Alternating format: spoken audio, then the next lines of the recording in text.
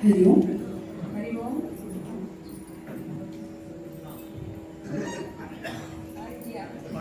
ಹರಿ ಓಂ. ಹರಿ ಓಂ. ಹರಿ ಓಂ. ಹರಿ ಓಂ. ಹರಿ ಓಂ. ಹರಿ ಓಂ.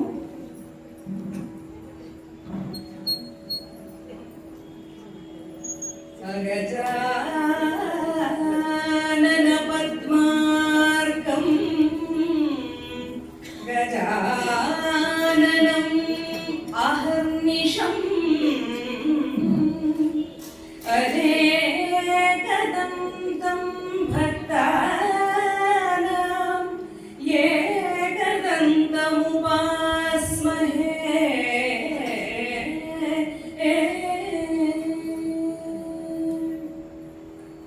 ನಮಸ್ತೆ ಶಾರದಾ ದೇವಿ ಕಾಶ್ಮೀರಪುರವಾಸಿನಿ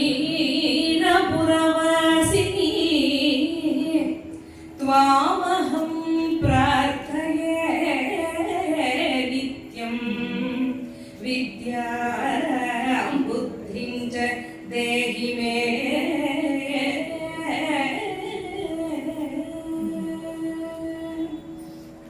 ಗುರು ಬ್ರಹ್ಮ ಗುರುರ್ವಿಷ್ಣು ಗುರುದೇವೋ ಮಹೇಶ್ವರಃ ಗುರು ಸಾಕ್ಷಾತ್ ಪರಬ್ರಹ್ಮ ತಸ್ಮೈ ಶ್ರೀ ಗುರವೇ ನಮಃ.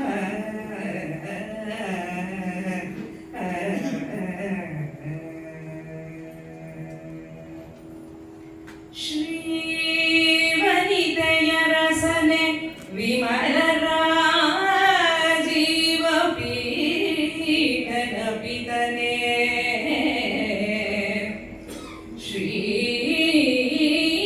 ಶ್ರೀವನಿತೆಯ ರಸನೆ ವಿಮಲ ರಾಜೀವ ಪೀಠನ ಪಿತನೆ ಜಗಗತಿ ಪಾವನನೆ ಸನಕಾದಿ ಸಜ್ಜನದಿ ಕರತಾತರ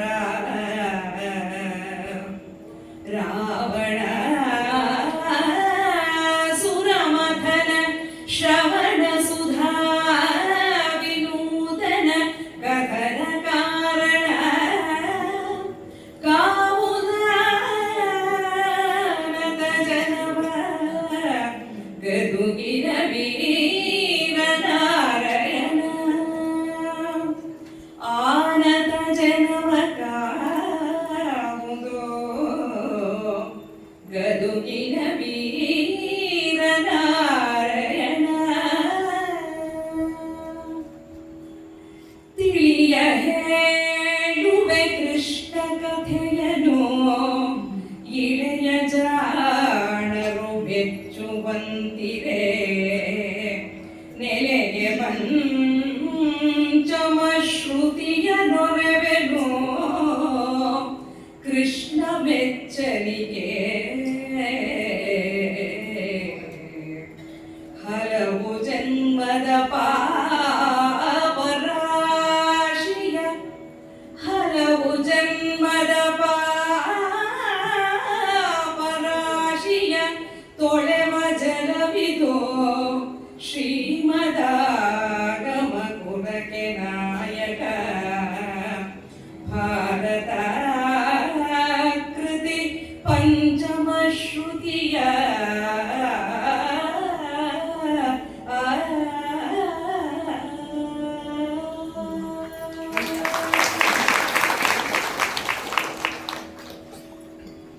ಸದಾಶಿವಸಮಾರಂಭಾಂ ಶಂಕರಾಚಾರ್ಯ ಮಧ್ಯಮಾಂ ಅಸ್ಮದಾಚಾರ್ಯ ಪರ್ಯಂತಾಂ ವಂದೇ ಗುರು ಪರಂಪರಾಂ.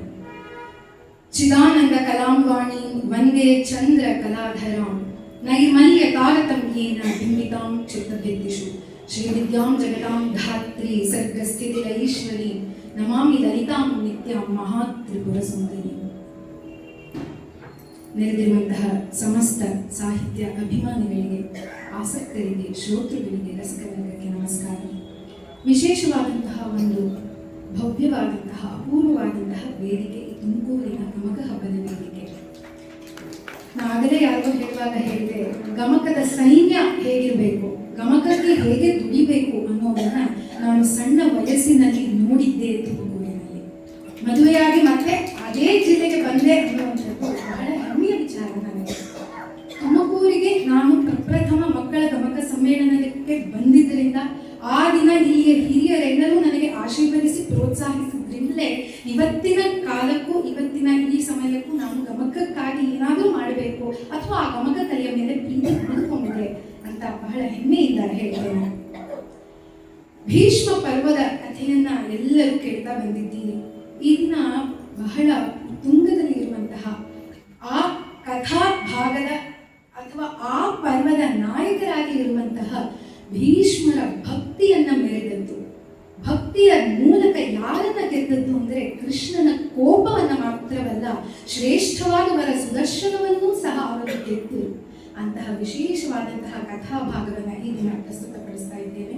ತಿಳಿಯ ಹೇಳುವೆ ಕೃಷ್ಣ ಕಥೆಯನ್ನು. ಇದರಲ್ಲಿ ನಾರಣಪ್ಪ 3 ಸ್ತರದಲ್ಲಿ ಯಾತಕ್ಕಾಗಿ ಕಾವ್ಯವನ್ನು ಬರೆದೆ, ಅಧಿಭೌತಿಕವಾಗಿ, ಆಧ್ಯಾತ್ಮಿಕವಾಗಿ, ದೈವಿಕವಾಗಿ 3 ಸ್ತರಗಳಲ್ಲಿ ಜನ ಮೆಚ್ಚಲಿ ಅಂತ, ಕೃಷ್ಣ ಮೆಚ್ಚಲಿ ಅಂತ, ಕೇಳಿದವರ ಪಾಪವು ತನ್ಮೂಲಕ ಆಧ್ಯಾತ್ಮಿಕವಾದಂತಹ ಲಾಭವಾಗಲಿ ಅಂತ 3 ಸ್ತರದಲ್ಲಿ ನಾನು ಕಾರಣಗಳನ್ನಿಟ್ಟುಕೊಂಡು ಬರೆದೆ ಅಂತ ಹೇಗೆ ಹೇಳ್ತಾರೋ ಕವಿಗಳು, ಅದೇ ರೀತಿ ನಲಿದು ನರ್ತಿಸಲಿ ಶಾರದೆ ನನ್ನ ಜಿಹ್ವೆಯಲ್ಲಿ ಅಂತ ಕೇಳ್ಕೊಂಡು ಬರೀ ಶಾರದೆಯಲ್ಲ, ಈ ಇಡೀ ಕುರುಕ್ಷೇತ್ರ ಯುದ್ಧ ಪ್ರಸಂಗದಲ್ಲಿ ಗಣ ದೇವತೆಯೂ ಅವರ ನಾಲಿಗೆ ಮೇಲೆ ವಾಗ್ಝರಿಯಲ್ಲಿ ನಮಗೆ ಗೋಚರವಾಗುತ್ತೆ ನರ್ತಿಸ್ತಾ ಇರುವಂಥದ್ದು. ಇದನ್ನು ಸಹ ಯುದ್ಧ ಪ್ರಸಂಗವನ್ನು ಸಹ ನಾರಾಯಣಪ್ಪ 3 ಸ್ತರಗಳಲ್ಲಿಯೇ ವಿವರಣೆಯನ್ನು ಕೊಡುವಂಥದ್ದು. ಭೌತಿಕವಾಗಿ ಅಲ್ಲಿ ನಡೀತಾ ಇರುವಂತಹ ಯುದ್ಧದ ವರ್ಣನೆಯನ್ನ, ಎಷ್ಟು ಜನ ಸತ್ತರು, ಹೇಗೆ ಸತ್ತರು, ಏನಾಯಿತು ಅನ್ನುವಂತಹ ಭೌತಿಕವಾದ ವಿವರಣೆಯನ್ನು ನಾವು ಕಾಣುತ್ತೇವೆ. ಇನ್ನು ಆಧ್ಯಾತ್ಮಿಕವಾಗಿ ಈ ಜೀವನ ಎಷ್ಟು ನಶ್ವರ, ಎಷ್ಟು ಕ್ಷಣಿಕ, ಯಾತಕ್ಕಾಗಿ ಈ ಹೋರಾಟ, ಧರ್ಮ ಎಂದರೆ ಏನು ಅನ್ನುವ ನೆಲೆಯಲ್ಲಿಯೂ ಸಹ ನಾವು ಕಾಣ್ತೀವಿ. ಇನ್ನೊಂದು ದೈವಿಕವಾದಂತಹ ಉನ್ನತವಾದಂತಹ ಅತಿಶಯೋಕ್ತಿಯ ಮೂಲಕ ವರ್ಣಿಸುವಂಥದ್ದು, ದೇವತೆಗಳು ಯುದ್ಧವನ್ನು ಕಂಡು ಏನು ಮಾಡ್ತಾ ಇದ್ರು, ದೇವಲೋಕದ ಪರಿಸ್ಥಿತಿ ಹೇಗಿತ್ತು ಎನ್ನುವ 3 ಸ್ತರದಲ್ಲಿಯೂ ಸಹ ಯುದ್ಧ ವಿವರವನ್ನ ಇಡೀ ಈ ಭಾಗದಲ್ಲಿ ನಾವು ಕಾಣುತ್ತೇವೆ. ಅಜೇಯರಾಗಿರುವಂತಹ, ಅದ್ವಿತೀಯರಾಗಿರುವಂತಹ, ಪೂರ್ವರಾಗಿ ಭಕ್ತಿಯ ಅನನ್ಯತೆಯನ್ನ ನಿರೂಪಿಸಿದಂತಹ ದಿವ್ಯ ಕಥಾನಕ ಈ ದಿನದ ಸುದರ್ಶನ ಚಕ್ರವನ್ನ ಭೀಷ್ಮರು ಗೆದ್ದಂತಹ ಪ್ರಸಂಗ. 2ನೇ ದಿನದ ಯುದ್ಧ ಪ್ರಾರಂಭವಾಗಿದೆ. ಅಲ್ಲಿನಿಂದ ನಮ್ಮ ಕಥಾಭಾಗವನ್ನು ಪ್ರಾರಂಭಿಸೋಣ. ಕೇಳು ಜನಮೇ ಜಯ ಕವಿತ್ರಿಪಾಲ, ದಿನಕರ ಹೃದಯದಲ್ಲಿ ಮುಂಗಾಳೆಗದ ಗಾಢಾಭಿಲಾಷರು ಬಂದು ಕಡಲೊಳಗೆ ಮೇಲು ನೆಲನವಿದು ಅಖಿಲ ಕುರು ಭೂಪಾಲನವರು ಒಟ್ಟಿದರು. ಲಕ್ಷ್ಮೀರೋಲನಾಜ್ಞೆಯಲ್ಲಿ ಇವರು ಬಲಿದರು ತಮ್ಮ ಮೋಹರವ.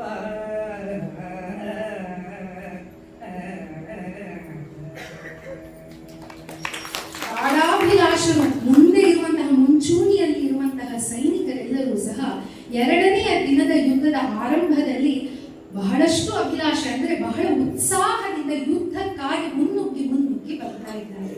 ಆ ಉತ್ಸಾಹ ಭಾವಕ್ಕೆ ಪೂರಕವಾಗಿರುವಂತಹ ಆರಭಿಯ ಪ್ರಯೋಗವನ್ನು ಸಹ ಕಮಕಿಗಳು ಇಲ್ಲಿ ಮಾಡಿರುವಂಥದ್ದು. ಆ ಸಂಚಾರವೇ ಉತ್ಸಾಹ, ಆರಂಭದಲ್ಲೂ ನಾವು ನೋಡ್ತೇವೆ.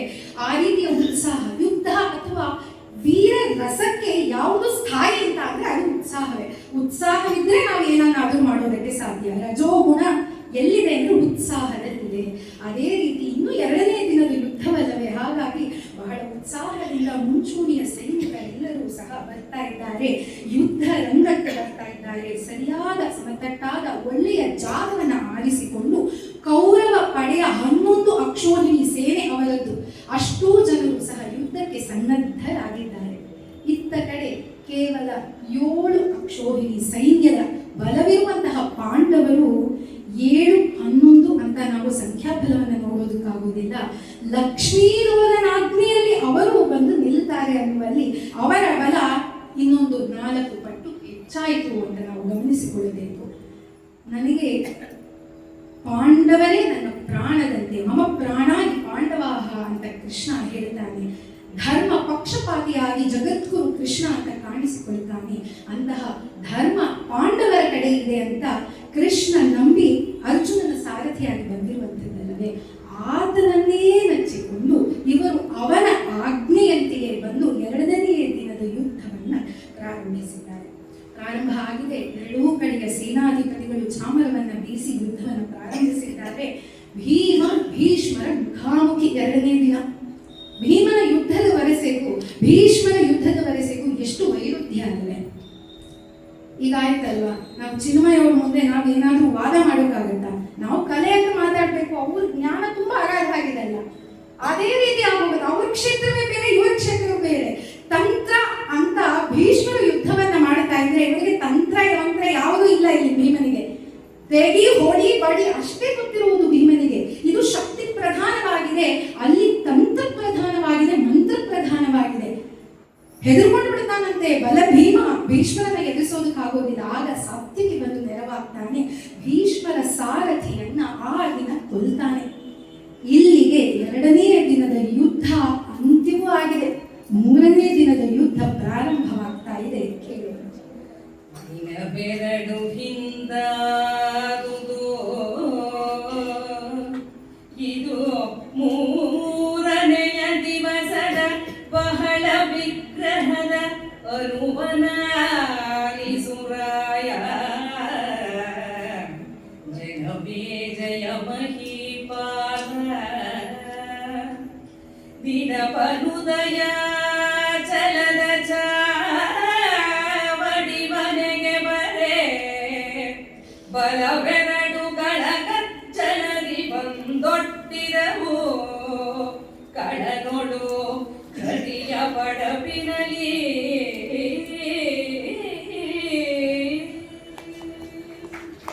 ವೈಶಂಪಾಯನರು ಜನಮೇಜಯನಿಗೆ ಹೇಳ್ತಾ ಇರುವಂತಹ ಕಥೆ. ಜನಮೇಜಯ ಅರ್ಜುನನ ಮರಿಮಗ. ಅಪ್ಪ ಕೇಳು, ನಿಮ್ಮ ಮುತ್ತಾದಂದರಿದ್ರಲ್ಲ, ಅವರು ಯಾವ ರೀತಿ ಧರ್ಮಕ್ಕಾಗಿ ಯುದ್ಧವನ್ನು ಮಾಡಿದ್ರು ಅಂತ ಕೂರಿಸ್ಕೊಂಡು ಕಥೆ ಹೇಳ್ತಾ ಇದ್ರು. ಎಷ್ಟು ಪದರವಾದಂತಹ ಕಥಾ ನಿರೂಪಣೆ ನೋಡಿ. ಕುರುಕ್ಷೇತ್ರ ಯುದ್ಧ ಭೂಮಿಯಲ್ಲಿ ಏನು ನಡೀತಾ ಇದೆ ಅನ್ನುವಂಥದ್ದನ್ನ ಸಂಜಯ ವ್ಯಾಸರು ಕೊಟ್ಟ ದಿವ್ಯ ಚಕ್ಷುವಿನಿಂದ ಅಲ್ಲಿ ಧೃತರಾಷ್ಟ್ರನಿಗೆ ಹೇಳೋದು. ಅದನ್ನ ಇಲ್ಲಿ ವೈಶಂಪಾಯನರು ಜನಮೇಜಯನಿಗೆ ಹೇಳೋದು. ಇದಿಷ್ಟೇ ಅಲ್ಲದೆ ಹೀಗೆ ನಡೀತು, ಹೀಗೆ ಹೇಳಿದ್ದು ಅನ್ನೋದನ್ನ ವೈಶಂಪಾಯನರು ವ್ಯಾಸರಿಂದ ಕಲಿತದ್ದು. ಆ ಭಾಗವನ್ನ ವ್ಯಾಸರಿಂದ ಬಹಳ ಸ್ಫೂರ್ತಿಯನ್ನು ಪಡೆದು ತನ್ನನ್ನೇ ಕುಮಾರವ್ಯಾಸ ಅಂತ ಕರೆಸಿಕೊಳ್ಳುವಂತಹ ಕುಮಾರವ್ಯಾಸ ತನ್ನ ಪ್ರತಿಭಾ ಪ್ರಸೂನವಾಗಿ ನಮಗಿಲ್ಲಿ ಕೊಟ್ಟಿರುವಂಥದ್ದು. ಅದನ್ನ ವ್ಯಂಜನ ಸಾಮಗ್ರಿಯಾಗಿ ಸಂಗೀತವೇ ಸರ್ವಸ್ವ ಅನ್ನುವಂತೆ ಆ ರಾಗಗಳನ್ನು ಬಳಸಿ ಇವರು ವಾಚನ ಮಾಡ್ತಾ ಇರುವಂಥದ್ದು. ಎಷ್ಟು ಪದರವಾದ ಕಥಾ ನಿರೂಪಣೆ ಅಲ್ವಾ? ಇದೇ ನಮ್ಮ ಕಲೆಗಳ ಸ್ವಾರಸ್ಯ. ಒಂದರ ಹಿಂದೆ ಅನೇಕ ಕನ್ನಡಿಗಳನ್ನು ತೋರಿಸಿ ನಾವು ಪ್ರತಿಬಿಂಬಕ್ಕಾಗಿ ನಿಂತರೆ ಎಷ್ಟು ಪದರವಾಗಿ ಅದು ಕಾಣುತ್ತೆ.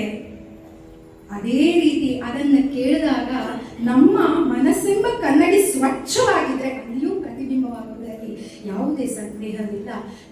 ಮಗನಿಗೆ ಕಥೆಯನ್ನ ಹೇಳ್ತಾ ಇರುವಂಥದ್ದು 2 ದಿನದ ಯುದ್ಧ ಮುಗಿದಿದೆ.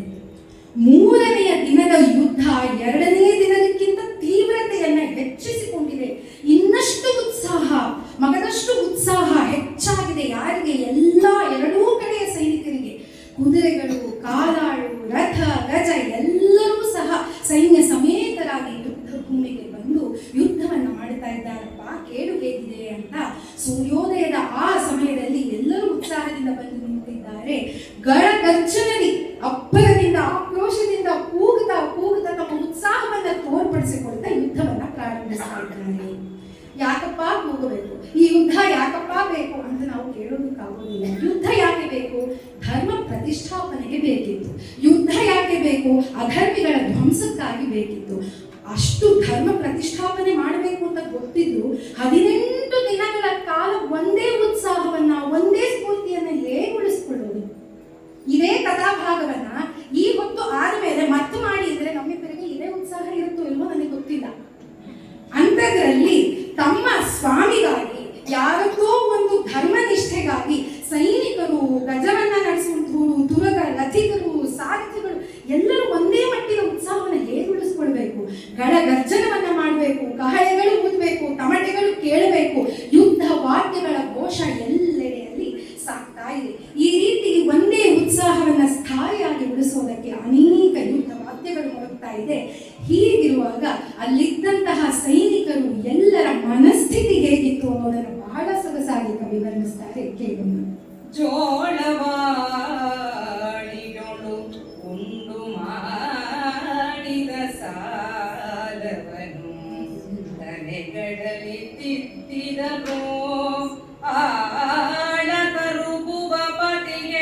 ಹರುಷವ ಮಾಡಿ ತಮ ತಮಗೆ ಕಾಲನೂರೈದದು ಸುರಸ್ತ್ರೀ ಜಾಲ ನೆರೆಯದು ಗಗನ ಸುಭಟರ ಸಾಲೊಳಡಗಿತು ಗಗನ ಸುಭಟರ ಸಾಲೊಳಡಗಿತು ಚಿತ್ರವೆನೆ ಹೊಯ್ದಾಡಿತು ಉಭಯ ಬಲ ಹೊಯ್ದಾಡಿತು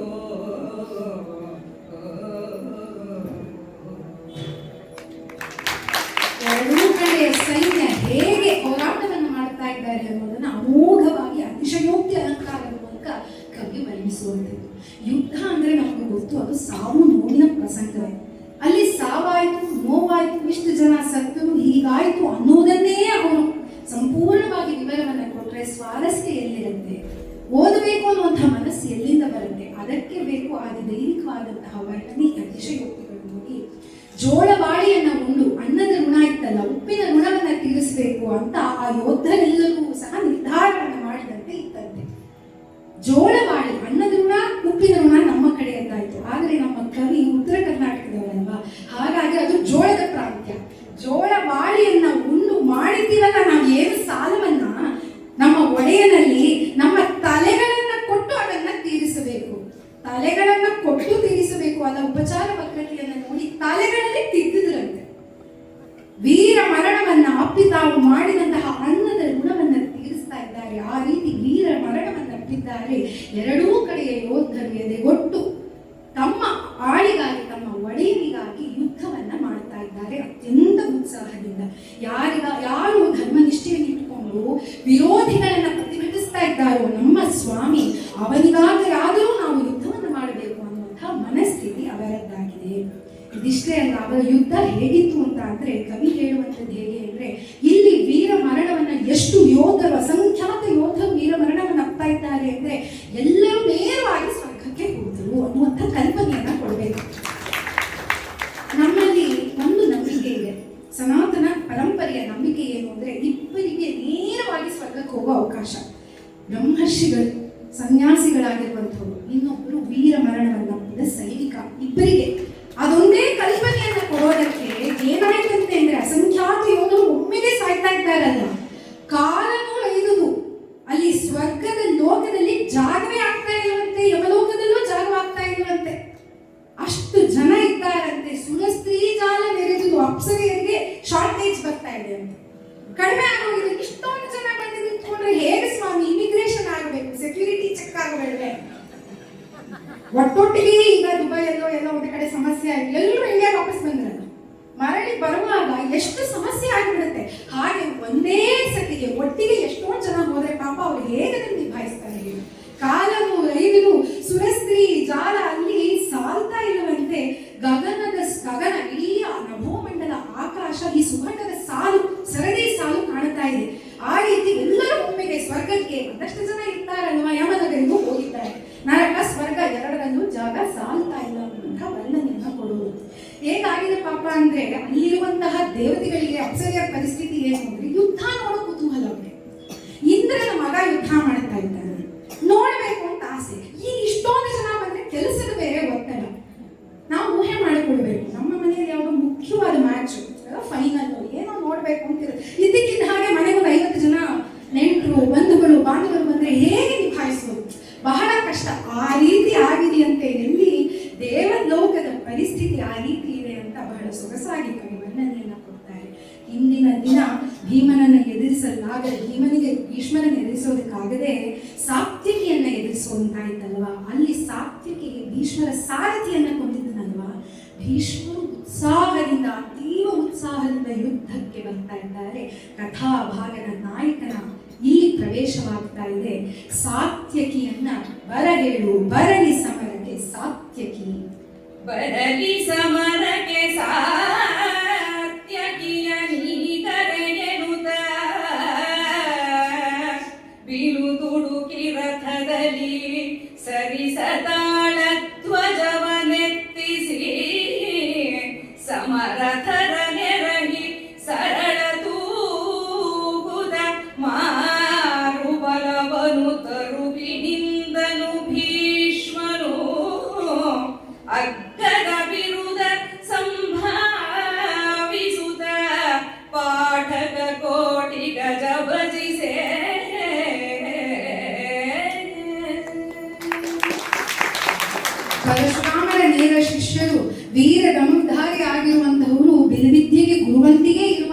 ಭೀಷ್ಮರು ಹೇಗೆ ಯುದ್ಧಕ್ಕೆ 3ನೆಯ ದಿನ ಬರ್ತಾ ಇದ್ದಾರೆ ಅನ್ನುವಂತಹ ವರ್ಣನೆ ಧ್ವನಿಪೂರ್ಣವಾಗಿ ಕವಿ ಕೊಡುವಂಥದ್ದು. ಬರಲಿ, ಸಾತ್ವಿಕಿ ಬರಲಿ, ಕರಿ, ಇವತ್ತು ನಾನು ಅವರಿಗೆ ನಿಜವಾದ ನನ್ನ ಶೌರ್ಯವನ್ನ ಪರಾಕ್ರಮವನ್ನ ತೋರಿಸ್ತೀನಿ ಅಂತ ಸಿದ್ಧರಾಗಿ ಬರ್ತಾ ಇದ್ದಾರೆ. ಸಿದ್ಧತೆ ಹೇಗಿದೆ ಅಂದ್ರೆ ಬಿರು ದುಡುಕಿ ಭದ್ರವಾಗಿ ಮತ್ತೊಮ್ಮೆ ಬಿಲ್ಲನ್ನ ಹಿಡಿದುಕೊಂಡು ಬರ್ತಾ ಇದ್ದಾರಂತೆ. ಅಂದ್ರೆ ಇಂದಿನ ದಿನ ಆತ್ಮವಿಶ್ವಾಸದಿಂದ ಆ ಸಾತ್ವಿಕಿಯನ್ನ ಪಾಂಡವರ ಪಕ್ಷದವರು ಅಲ್ಲಿರುವಂತವರನ್ನೆಲ್ಲರನ್ನೂ ಸಹ ನಾನು ಎದುರಿಸ್ತೀನಿ ಅನ್ನುವಂತಹ ಆತ್ಮವಿಶ್ವಾಸವನ್ನ ಬಿರು ದುಡುಕಿ ಅನ್ನುವಂಥದ್ದು ಧ್ವನಿಪೂರ್ಣವಾಗಿ ತೋರಿಸಿಕೊಟ್ಟರೆ, ಅಷ್ಟೇ ಅಲ್ಲ, ರಥದ ಮೇಲೆ ಅವರು ಕಟ್ಟಿದರಲ್ಲ ತಾಳೆಗರಿ, ಆ ಧ್ವಜ ಏನಿತ್ತು ಅದನ್ನ ಸಮವಾಗಿ ನೇರವಾಗಿ ಕಟ್ಟಿಸುವಂಥದ್ದು. ಅಂದ್ರೆ ಇವರು ಯುದ್ಧದಲ್ಲಿ ಈ ದಿನ ಮುನ್ನಡೆಯನ್ನ ಸಾಧಿಸ್ತೀವಿ ಎನ್ನುವುದರ ಮುನ್ಸೂಚನೆಯಂತೆ ಅವರ ಆ ಒಂದು ಧ್ವಜವನ್ನ ಸರಿ ಮಾಡಿಕೊಳ್ತಾ ಇದ್ದಾರೆ. ಸಮರಥರನ್ನ ಅನೇಕ ರಥಿಕರೆಲ್ಲರನ್ನೂ ಸಹ ಹೋಗಿ ದುಂಬಿಸ್ತಾ, ಎಲ್ಲರ ಜೊತೆಗೆ ಸರಳ ತೂಗುತ್ತ ಬಹಳ ಉತ್ಸಾಹ. ಯುದ್ಧ ಯಾವಾಗ ಪ್ರಾರಂಭವಾಗುತ್ತೆ, ಈ ದಿನ ನಾನು ಸಾತ್ವಿಕಿಗೆ ಎದುರಾಗಿ ನಾನು ಯುದ್ಧವನ್ನ ಪ್ರತಿ ಆಕ್ರಮಣವನ್ನ ಮಾಡಲೇಬೇಕು ಅಂತ ನಿರ್ಧಾರವನ್ನ ಮಾಡಿ ಎಂದು ನಾನು ಬಿಲ್ಲಿಗೆ ಬಾಣವನ್ನ ಹೂಡುತ್ತೇನೆಯೋ ಅಂತ ಸರಳನ್ನ ತೂಗುತ್ತಾ ಬರ್ತಾ ಇದ್ದಾರಂತೆ. ಮಾರು ಬಲವನ್ನ ಪ್ರತಿಭಟಿಸಿ, ಅಂದರೆ ವಿರೋಧಿಯ ಆ ಸೈನ್ಯವನ್ನ ವಿರೋಧಿಸ್ತಾ ನಿಂತುಕೊಂಡಿದ್ದಾರೆ ಭೀಷ್ಮರು. ಈ ರೀತಿ ಅನೇಕರ ಜೊತೆಗೆ ಬರ್ತಾ ಇರುವಂತಹ ಭೀಷ್ಮರೇನಿದ್ದಾರೆ, ಇವರ ಹಿಂದೆ ವಂದಿ ಮಾಗದರೂ ಇದ್ದಾರೆ ಅನ್ನೋದನ್ನ ಗಮನಿಸ್ಕೊಳ್ಬೇಕು. ಅಗಸ ಮೊದಲನೇದರಲ್ಲಿ ಅಥವಾ ಹೊಸದರಲ್ಲಿ ಎತ್ತಿ ಒಗದ ಅನ್ನೋ ಹಾಗೆ ಮೊದಲ 2-3 ದಿವಸ ಮಾತ್ರ ಉತ್ಸಾಹ ಇರಬಾರದಲ್ವಾ? ಆ ಉತ್ಸಾಹ ಯುದ್ಧ ಎಷ್ಟು ದಿನ ನಡೆಯುತ್ತೋ, ನಮಗೆ ಈಗ ಗೊತ್ತು 18 ದಿನ ಯುದ್ಧ ನಡೀತು ಅಂತ, ಆದ್ರೆ ಆಗ ಎಷ್ಟು ದಿನ ನಡೆಯುತ್ತೋ ಅಷ್ಟು ದಿನವೂ ಆ ಸೈನಿಕರ ಎಲ್ಲರ ಉತ್ಸಾಹ ಸ್ಫೂರ್ತಿ ಒಂದೇ ತೆರನಾಗಿ ಇರಬೇಕು ಅಂತ. ಅಂದ್ರೆ ಒಂದೇ ಮಾರ್ಗದ ಅವಶ್ಯಕತೆ ಇದೆ, ಅವರಿಗೆ ಸ್ಫೂರ್ತಿಯನ್ನ ಕೊಡಬೇಕು. ನಿಮ್ಮ ಕೈಯಲ್ಲಾಗತ್ತೆ ಅಂತ ಉಡಿದುಂಬಿಸುವಂತವರು ಬೇಕಲ್ಲ. ಆ ಪಾಠಕ ಕೋಟಿ ಭೀಷ್ಮರ ಶ್ರೇಷ್ಠವಾದಂತಹ ಎಲ್ಲಾ ಬಿರುದಾವಳಿಗಳನ್ನ ಹೇಳುತ್ತಾ ಇರುವಾಗ ಬಂದು ಯುದ್ಧಕ್ಕೆ ಮುನ್ನುಗ್ಗಿ ನಿಂತಿದ್ದಾರೆ ಭೀಷ್ಮರು. ಸೇನಾಧಿಪತ್ಯವನ್ನ ವಹಿಸಿಕೊಂಡಿದ್ದಾರಲ್ಲ, ಈ ದಿನ ವಿಶೇಷವಾಗಿ ಗರುಡ ವ್ಯೂಹವನ್ನ ಸ್ಥಾಪಿಸಿಕೊಳ್ತಾರೆ ರಚನೆ. ಅದಕ್ಕೆ ಎದುರಾಳಿಯಾಗಿ ಪಾಂಡವರ ಕಡೆಯ ಸೇನಾಪತಿಯನ್ನು ವಹಿಸಿಕೊಂಡಿದ್ದಂತಹ ಧೃಷ್ಟದ್ಯುಮ್ನ ಅರ್ಧಚಂದ್ರ ವ್ಯೂಹವನ್ನ ಮಾಡಿದ್ದಾಗಿದೆ.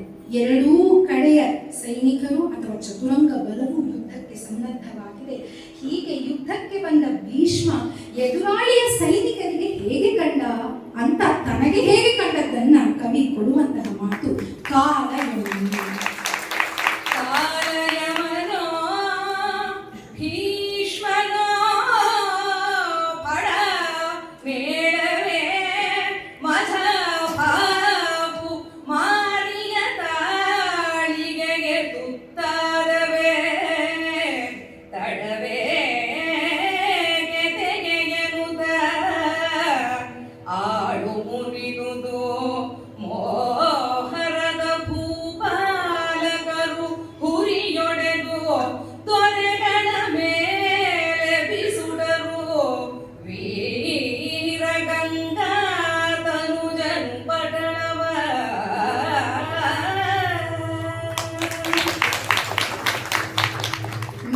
ಅಧಿದೇವತೆಯಾದಂತಹ ಕಾಲ ಯಮನೇ ಈ ಭೀಷ್ಮನೋ ಅನ್ನುವ ಹಾಗೆ ಭಾಸವಾಗುತ್ತಿದೆ. ಅಂತಿಷ್ಟು ಉತ್ಸಾಹದಿಂದ 3ನೆಯ ದಿನದ ಯುದ್ಧಕ್ಕೆ ಭೀಷ್ಮರ ಆಗಮನವಾಗಿದೆ. ಭೀಷ್ಮನೋ ಛೇ ಇವರಿಗೆ ಯಾರಾದರೂ ಸಮವಾಗಿ ನಿಲ್ಲೋದಕ್ಕೆ ಸಾಧ್ಯವೇ ಯುದ್ಧದಲ್ಲಿ? ಭಲೆ ಭೇಷ್, ಇದು ನಾರಣಪ್ಪನ ವಾಗ್ಚರಿ. ಈಗಿರುವಾಗ ಅಲ್ಲಿದ್ದಂತಹ ಸೈನಿಕರು ಪಾಪ ಎರಡೂ ಪಡೆಯ ಸೈನಿಕರ ಉತ್ಸಾಹ ಇತ್ತು. ಪಾಂಡವರ ಪಡೆಯ ಸೈನಿಕರು ಹಿಂದಿನ ದಿನ ಬೇರೆ ಸಾತ್ವಿಕಿಯ ಕಡೆಯಿಂದ ಸ್ವಲ್ಪ ಮುನ್ನಡೆಯನ್ನ ಸಾಧಿಸಿದ್ರಲ್ವಾ, ಹಾಗಾಗಿ ಅವರಿಗೂ ಉತ್ಸಾಹವಿತ್ತು. ಭೀಷ್ಮನ ಆ ಪಡೆ, ಅವರು ರಚಿಸಿರುವಂತಹ ಆ ಗರುಡ ವ್ಯೂಹವನ್ನು ನೋಡಿದ ಮೇಲೆ ಎಲ್ಲರಿಗೂ ಭಯವಾಗ್ತಾ ಇದೆ. ಅಂದ್ರೆ ಮಾರಿಯ ಅಂಗುಳಕ್ಕೆ ನಾವೇನಾದ್ರೂ ಬಂದುಬಿಟ್ಟಿದ್ದೀವ, ಬಾಯಿಗೆ ನಾವಾಗೇ ಹೋಗಿ ಮೃತ್ಯುವಿನ ಬಾಯಿಗೆ ಹೋಗ್ತಾ ಇದ್ದೀವ, ತಡಿ ಬೇಡ ಅಂತ ಎಲ್ಲರೂ ಹಿಮ್ಮೆಟ್ಟುತ್ತಾ ಇದ್ದಾರಂತೆ. ಒಂದು ವ್ಯೂಹ ಅಂದ್ರೆ ಒಟ್ಟೊಟ್ಟಿಗೆ ಎಲ್ಲರೂ ಇದ್ದಾರೆ, ಚದರಿ ಹೋಗ್ತಾ ಇದ್ದಾರಂತೆ ಸೈನಿಕರು, ಚೆಲ್ಲಾಪಿಲ್ಲಿಯಾಗಿ ಹೋಗ್ತಾ ಇದ್ದಾರಂತೆ. ಅವರ ಓಟ, ಆ ಹಿನ್ನಡೆಗೆ ಹಿಂದೆ ಇದ್ದಂತಹ ತಮ್ಮ ಒಡೆಯ ಏನಿದ್ರು ಜೋಳವಾಳಿಯನ್ನ ತೀರಿಸಬೇಕು ಅಂತ ಅಂದುಕೊಂಡವರು ಪಾಪ ಪ್ರಾಣ ಭಯ. ಈಗ ಏನ್ ಮಾಡ್ತಾರೆ, ಅವರೇ ನೋಡಿಕೊಳ್ಳಲಿ ಅಂತ ಹಿಮ್ಮೆಟ್ಟಿ ತಕ್ಕಿ ಬಗ್ಗಿ ಎಲ್ಲವನ್ನ ಅವರ ಒಡೆಯನ ಕಡೆಗೆ ಬಾಣಗಳು ಹೋಗುವ ಹಾಗೆ ಮಾಡ್ತಾ ಇದ್ದಾರೆ. ಈ ರೀತಿ ಪಾಂಡವರ ಸೈನ್ಯ ಹೆದರಿಬಿಟ್ಟಿದೆ. ಅರ್ಜುನ ನೋಡಿದ. ಅಹಂ ಕೃಷ್ಣ ರಣೋತ್ಸವ, ಕೃಷ್ಣ ನನಗೆ ಯುದ್ಧ ಅಂದರೆ ಬಹಳ ಉತ್ಸಾಹ, ಕೃಷ್ಣ ನನಗೆ ಯುದ್ಧ ಎಂದರೆ ಇಷ್ಟ, ಅದೇ ನನ್ನ ಜೀವನದ ಪರಮಸತ್ಯ ಅಂತ ಹೇಳಿದಂತಹ ಗಾಂಡೀವಿ ತನ್ನ ಕಡೆಯ ಸೈನಿಕರೆಲ್ಲರೂ ಹೀಗೆ ಹಿಮ್ಮೆಟ್ತಾ ಇರೋದನ್ನ ನೋಡಿದ್ರೆ ಅವಮಾನವಾಗುವುದಿಲ್ಲವೇ? ತಾನು ಎದುರಿಸಲೇಬೇಕು ಅಂತ ಹೇಳಿ ಪಾರ್ಥ ಭೀಷ್ಮರನ ಇದಿರಾಗಿ ಬರೀ ಅವಮಾನವಲ್ಲ ಅಹಂಕಾರವೂ ಪುಟಿದೆದ್ದಿದೆ ನೋಡಿ ಯಾವ ರೀತಿ ಭೀಷ್ಮರೊಂದಿಗೆ ಮಾತನಾಡುತ್ತಾನೆ, ಸಂವಹನ ಹೇಗಿದೆ ಕೇಳಿ. ತೊಲದು ಕಲಿ ಭೀಷ್ಮ ವೃದ್ಧರಿಗೆ ಎಡಭಟರ ಕೂಡ ಆವುದಂತರವೋ ಅರಿಬಲರ ಹೆದರಿಸಿದ ಹೆಗ್ಗಡಬೇಕೆ ಸಾರೆನುತ ಅಳಿಬಲರ ಹೆದರಿಸಿದ ಹೆಕ್ಕಡಬೇಕೆ ಸಾರೆನುತ ತುಳುಕಿದನು ಕೆಂಗೋಲ ಜಲಧಿಯ ನೆಲನದಾವುದು ದಿಕ್ಕದಾವುದು ಸರೆನಭೋ ಮಂಡಲವು ಅದಾವುದೆ ನಲ್ಗೆ ಕಲಿಪಾರ್ಥ ತುಳುಕಿದನು ಕೆಂಗೋಲ ಜಲಧಿಯ.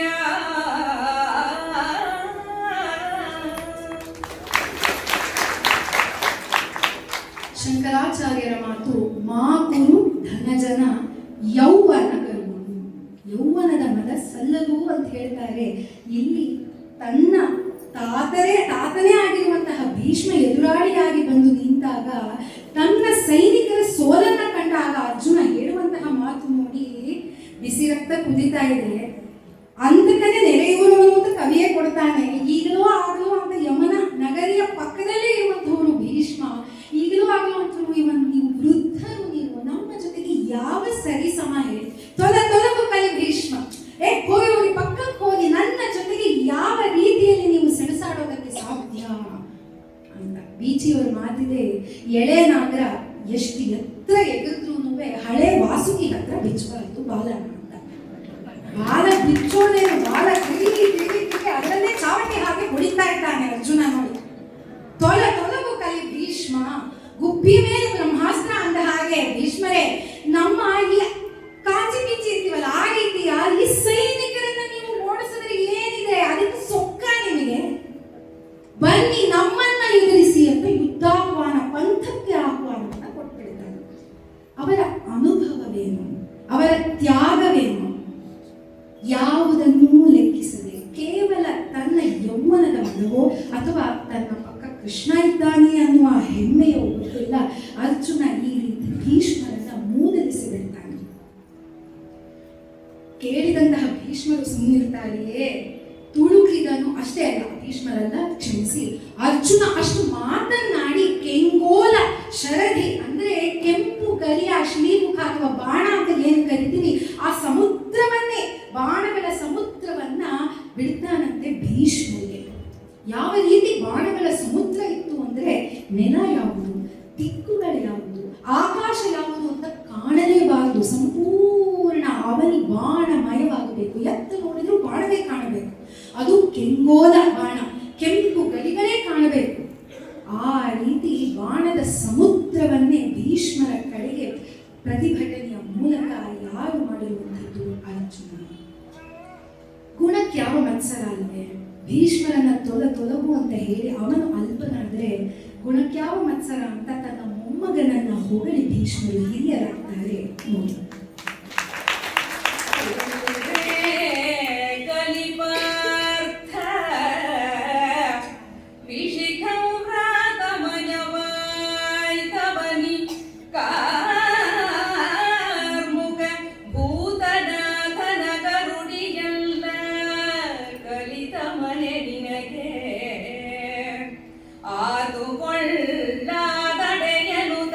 ಕವಿಗೆ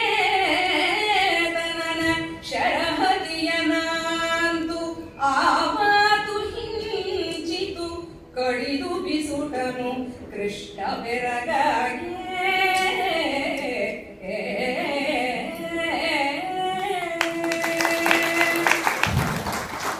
ಶಾಸ್ತ್ರ ಧರ್ಮದ ಉನ್ನತ ಗುಣ ಯಾವುದು ಅಂದರೆ ಶತ್ರುಗಳನ್ನು ಪ್ರಶಂಸೆ ಮಾಡುವಂಥದ್ದು. ಶತ್ರುಗುಣ ಪ್ರಶಂಸ. ಬರಿಯ ಶತ್ರುವೇ ಅಲ್ಲಿ ಎದುರುಗಡೆ ನಿಂತಿರುವಂಥದ್ದು. ತನ್ನ ಮೊಮ್ಮಗ ತಾನು ಬೆಳೆಸಿದಂಥವನು, ತಂದೆ ಇಲ್ಲದೆ ಇವರೆಲ್ಲರೂ ಸಹ ಹಸ್ತಿನಾಪುರಕ್ಕೆ ಬಂದಾಗ ಎಷ್ಟು ಚಿಕ್ಕ ಹುಡುಗ ಅರ್ಜುನ, ಅವನು ಚೆನ್ನಾಗಿ ಕಲಿಬೇಕು ಅಂತ ತಾನೇ ದ್ರೋಣಾಚಾರ್ಯರನ್ನ ಗೊತ್ತು ಮಾಡಿ ಅವನನ್ನು ಬೆಳೆಸಿ ತನ್ನ ಮೂಲಕ ಅವರ ಪ್ರಿಯ ಶಿಷ್ಯರಾಗಿ ಈ ದಿನ ತನ್ನೆದುರಿಗೆ ನಿಂತು ವಿಶಿಖಮಯವಾಗಿ ಅವನೇ ಇಡೀ ಭೂಮಿಯೇ ಬಾಣಮಯವಾಗುವ ಹಾಗೆ ಅವನು ಯುದ್ಧವನ್ನು ಮಾಡ್ತಾ ಇದ್ದಾನೆ ಅಂದರೆ ಯಾರಿಗೆ ಹೆಮ್ಮೆ ಆಗುವುದಿಲ್ಲ? ಯಾವ ತಾತ ಅಜ್ಜಿ ಹೆಮ್ಮೆ ಆಗುವುದಿಲ್ಲ? ಆದ್ರೆ ಏನು ಮಾಡುವುದು ವಿಪರ್ಯಾಸ ಒಂದು ಅಂತ ಅಂದ್ರೆ ಪರಬಲದಲ್ಲಿ ಅರ್ಜುನ ಇದ್ದಾನೆ ಎಂಬುದಷ್ಟೇ. ಇದು ಅಸಹಾಯಕತೆಯೋ ಅನಿವಾರ್ಯವೋ ಗೊತ್ತಿಲ್ಲ. ಒಟ್ಟಿನಲ್ಲಿ ಅವನು ಪರಬಲದಲ್ಲಿ ಇದ್ದರೂ ಸಹ ಪೂತುರೆ ಶಭಾಷ್, ಅರ್ಜುನ ಶಭಾಷ್, ಎಂತಹ ವರಸೆಯಪ್ಪ ನಿನ್ನದು. ಎಷ್ಟೇ ಆಗಲಿ ದ್ರೋಣಾಚಾರ್ಯರ ಗಟ್ಟಿಯಲ್ಲಿ ನೀನು ಪಳಗಿದವನಲ್ಲವೇ? ಅದೊಂದೇ ಅರ್ಥವಲ್ಲ. ಕಾರ್ಮುಕ ಭೂತನಾಥ ಯಾರು ಅಂದ್ರೆ ಆ ಪಶುಪತಿ ಶಿವ. ಅವನ ಗರುಡಿಯಲ್ಲಿ ಯಾವಾಗ ಅಂತ ಅಂದ್ರೆ ಪಾಶುಪತಾಸ್ತ್ರವನ್ನ ಪಡೆಯುವ ಆ ಸಂದರ್ಭದಲ್ಲಿ ಎಂತಹ ಘೋರ ಮುಖಾಮುಖಿ ಶಿವನಿಗೂ ಅರ್ಜುನನಿಗೂ. ಆ ಅನುಭವವಲ್ಲವೇ ನಿನಗೂ ಅಂತ ಇವನನ್ನ ಪ್ರಶಂಸೆಯನ್ನ ಮಾಡ್ತಾರೆ. ಅರ್ಜುನನ ಮೇಲೆ ಎಷ್ಟು ಒಳ್ಳೆಯ ಒಂದು ವಿಶ್ವಾಸ ಇತ್ತು ಭೀಷ್ಮರಿಗೆ ಅಂತ ಅಂದ್ರೆ ಇದಕ್ಕೂ ಮುನ್ನ ಹೇಳುವಂತಹ ಮಾತೇನು ಅಂದ್ರೆ ಈ ಇಡೀ 18 ಅಕ್ಷೋಹಿಣಿ ಸೈನ್ಯ ಏನಿದೆ, ಇಡೀ ಚತುರಂಗ ಬಲಗಳು ಏನಿದೆ, ಇದಿಷ್ಟನ್ನೂ ಸಹ ದ್ರೋಣರು ಎದುರಿಸಿದ್ರೆ 3 ದಿನದಲ್ಲಿ ನಾಶ ಮಾಡ್ತಾರೆ ಒಬ್ಬರೇ. ಅದೇ ಭೀಷ್ಮ ನಾನೇ ಎದುರಿಸಿದ್ರೆ 1 ದಿನ ನನಗೆ ಸಾಕು. ಇದನ್ನೇನಾದ್ರೂ ಅಶ್ವತ್ಥಾಮ ಎದುರಿಸಿದ್ರೆ ಅವನಿಗೆ 1 ಗಂಟೆ. ಅರ್ಜುನನೇನಾದ್ರೂ ಎದೆ ಸಟೆದು ನಿಂತ ಅಂತ ಅಂದ್ರೆ ಗಳಿಗೆ ಸಾಕು ಇಡೀ 18 ಅಕ್ಷೋಹಿಣಿ ಸೈನ್ಯವನ್ನ ನಾಶ ಮಾಡಬಲ್ಲ. ಇದು ನೈಜವಾದ ಸಾಮರ್ಥ್ಯ.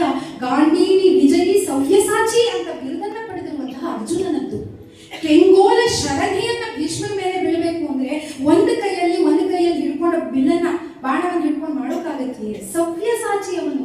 ಸವ್ಯೇನಮಸ್ತೇನಾದ್ರೆ ಎಡಗೈಯಲ್ಲೂ ಬಾಣವನ್ನ ಬಿಡೋದಕ್ಕೆ ಸಾಧ್ಯ, ಒಂದೇ ಕೈಯಲ್ಲಿ 3-4 ಬಾಣಗಳನ್ನ ಬಿಡಬಲ್ಲ. ಅಂತಹ ಅರ್ಜುನನ ಸಾಮರ್ಥ್ಯ, ನಿಜವಾದ ಸಾಮರ್ಥ್ಯ ಭೀಷ್ಮರಿಗೆ ಗೊತ್ತಿತ್ತು. ಪ್ರಶಂಸೆ ಏನೋ ಮಾಡ್ತಾರೆ, ತಕ್ಷಣ ಅರ್ಜುನ ಹೇಳುವಂಥದ್ದು ಹಾಗಿದ್ದರೆ ಇದನ್ನ ತಡೆದುಕೋ ಅಂತ ನೀನು ಹೇಳಿ ಮುಗಿಸೇ ಇಲ್ಲ. ಭೀಷ್ಮರ ವರಸೆ ನೋಡಿ, ಅವರ ಅನುಭವವೆಂಥದ್ದು.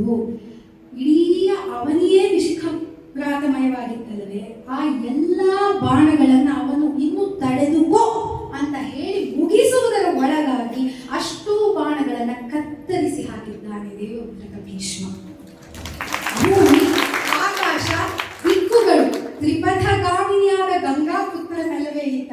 ಹಾಗಾಗಿ ಯಾವ ಬಾಣವೂ ಉಳಿಯದಂತೆ ಪ್ರತಿಭಟನೆ ನಡೆದಿದೆ. ಎಲ್ಲದಕ್ಕಿಂತ ಮುಖ್ಯ ಅದನ್ನ ಕಂಡು ಕೃಷ್ಣ ಬೆರಗಾದ. ಧರ್ಮ ಪಕ್ಷಪಾತಿಯಾಗಿ ಯುದ್ಧಕ್ಕಾಗಿ ಸಾರಥ್ಯವನ್ನು ವಹಿಸಿ ನಿಂತಿರುವಂತಹ ಕೃಷ್ಣ ಅರ್ಜುನನ ನಿಜವಾದ ಸಾಮರ್ಥ್ಯ ಭೀಷ್ಮರಿಗಲ್ಲ, ಅದಕ್ಕಿಂತ ಹೆಚ್ಚಾಗಿ ಗೊತ್ತಿರುವಂಥದ್ದು ಕೃಷ್ಣನಿಗೆ ತನ್ನ ಪ್ರಾಣ ಸಖವನ್ನು. ಇದು ಯಾವ ರೀತಿ ಕೃಷ್ಣ ಬೆರಗಾದ? 14-15 ವಯಸ್ಸಿನಲ್ಲಿ ಇಡೀ ಮಧುರೆಗೆ ಸಿಂಹ ಸ್ವಪ್ನವಾಗಿದ್ದಂತಹ ಕಂಸನನ್ನ ಮಲ್ಲ ಯುದ್ಧದಲ್ಲಿ ಕೊಂದಂತಹ ಆ ಮಲ್ಲ ಭೀಷ್ಮರ ಈ ವರಸೆಗೆ ಬೆರಗಾದ. ಇದ್ರ ಮುಂದೆ ಯುದ್ಧ, ಇದೇ ಸಮಯಕ್ಕೆ ಎಲ್ಲರೂ ಕಾಯ್ತಾ ಇದ್ರು. ಹೇಗಾದ್ರೂ ಮಾಡಿ ಅರ್ಜುನನು ಆ ಪಾಂಡವರು ಸಿಕ್ಕಾಕೊಳ್ಳಬೇಕು. ಕತ್ತರಿಸಿ ಹಾಕಿದ್ದೇ ತಡ ಎಲ್ಲರೂ ಬರ್ತಾರೆ, ರಣದಲ್ಲಿ ಔಡ್ತಾರೆ, ಒಟ್ಟಿಗೆ ಬರ್ತಾರೆ. ದುರ್ಯೋಧನ, ಶಲ್ಯ, ದುಶ್ಯಾಸನ, ಕೃಪ, ಶಕುನಿ, ಅಶ್ವತ್ಥಾಮ ಎಲ್ಲರೂ ಸರುಳುಗಳ ಮಳೆಯನ್ನ ಸುರಿಸ್ಬಿಡ್ತಾರೆ ಅರ್ಜುನನನ್ನು. ಕಪ್ಪಿಟ್ಟ ಕರಿಮೋಡ ಕಾಯ್ತಾ ಇರುತ್ತೆ ಎಂದು ಮಳೆಯನ್ನ ಸುರಿಸೋದೋ ಅಂತ. ಒಮ್ಮೆಗೆ ಮಳೆ ಸುರಿಸಿದ್ರೆ ಧಾರಾಕಾರವಾಗಿ ಹೇಗೆ ಮಳೆ ಸುರಿಯುತ್ತೋ ಅದೇ ರೀತಿ ಬಾಣಗಳ ಸುರಿ ಮಳೆ ಅರ್ಜುನನ ಮೇಲೆ ಆಗಿದೆ. ಆಗ ಕೃಷ್ಣಾರ್ಜುನರ ಪರಿಸ್ಥಿತಿ ಹೇಗಿದೆ ಕವಿಯ ಮಾತಲ್ಲಿ ಕೇಳೋಣ. ಕುದುರೆ ಕಣ್ಗೆಟ್ಟವೋ ಮುರಾರಿಯ ಹೃದಯ ಸಂಚಲವಾಯಿತು. ಗಾಲಿಗಡದುರಿದು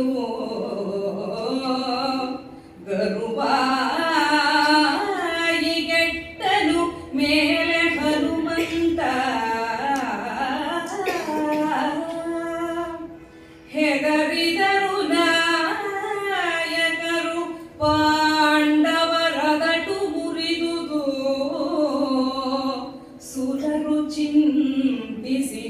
ಹೇಳಿದರು ಅರ್ಜುನ ಪಕ್ಷಪಾತ ವ್ಯರ್ಥವಾಯಿತೆಂದು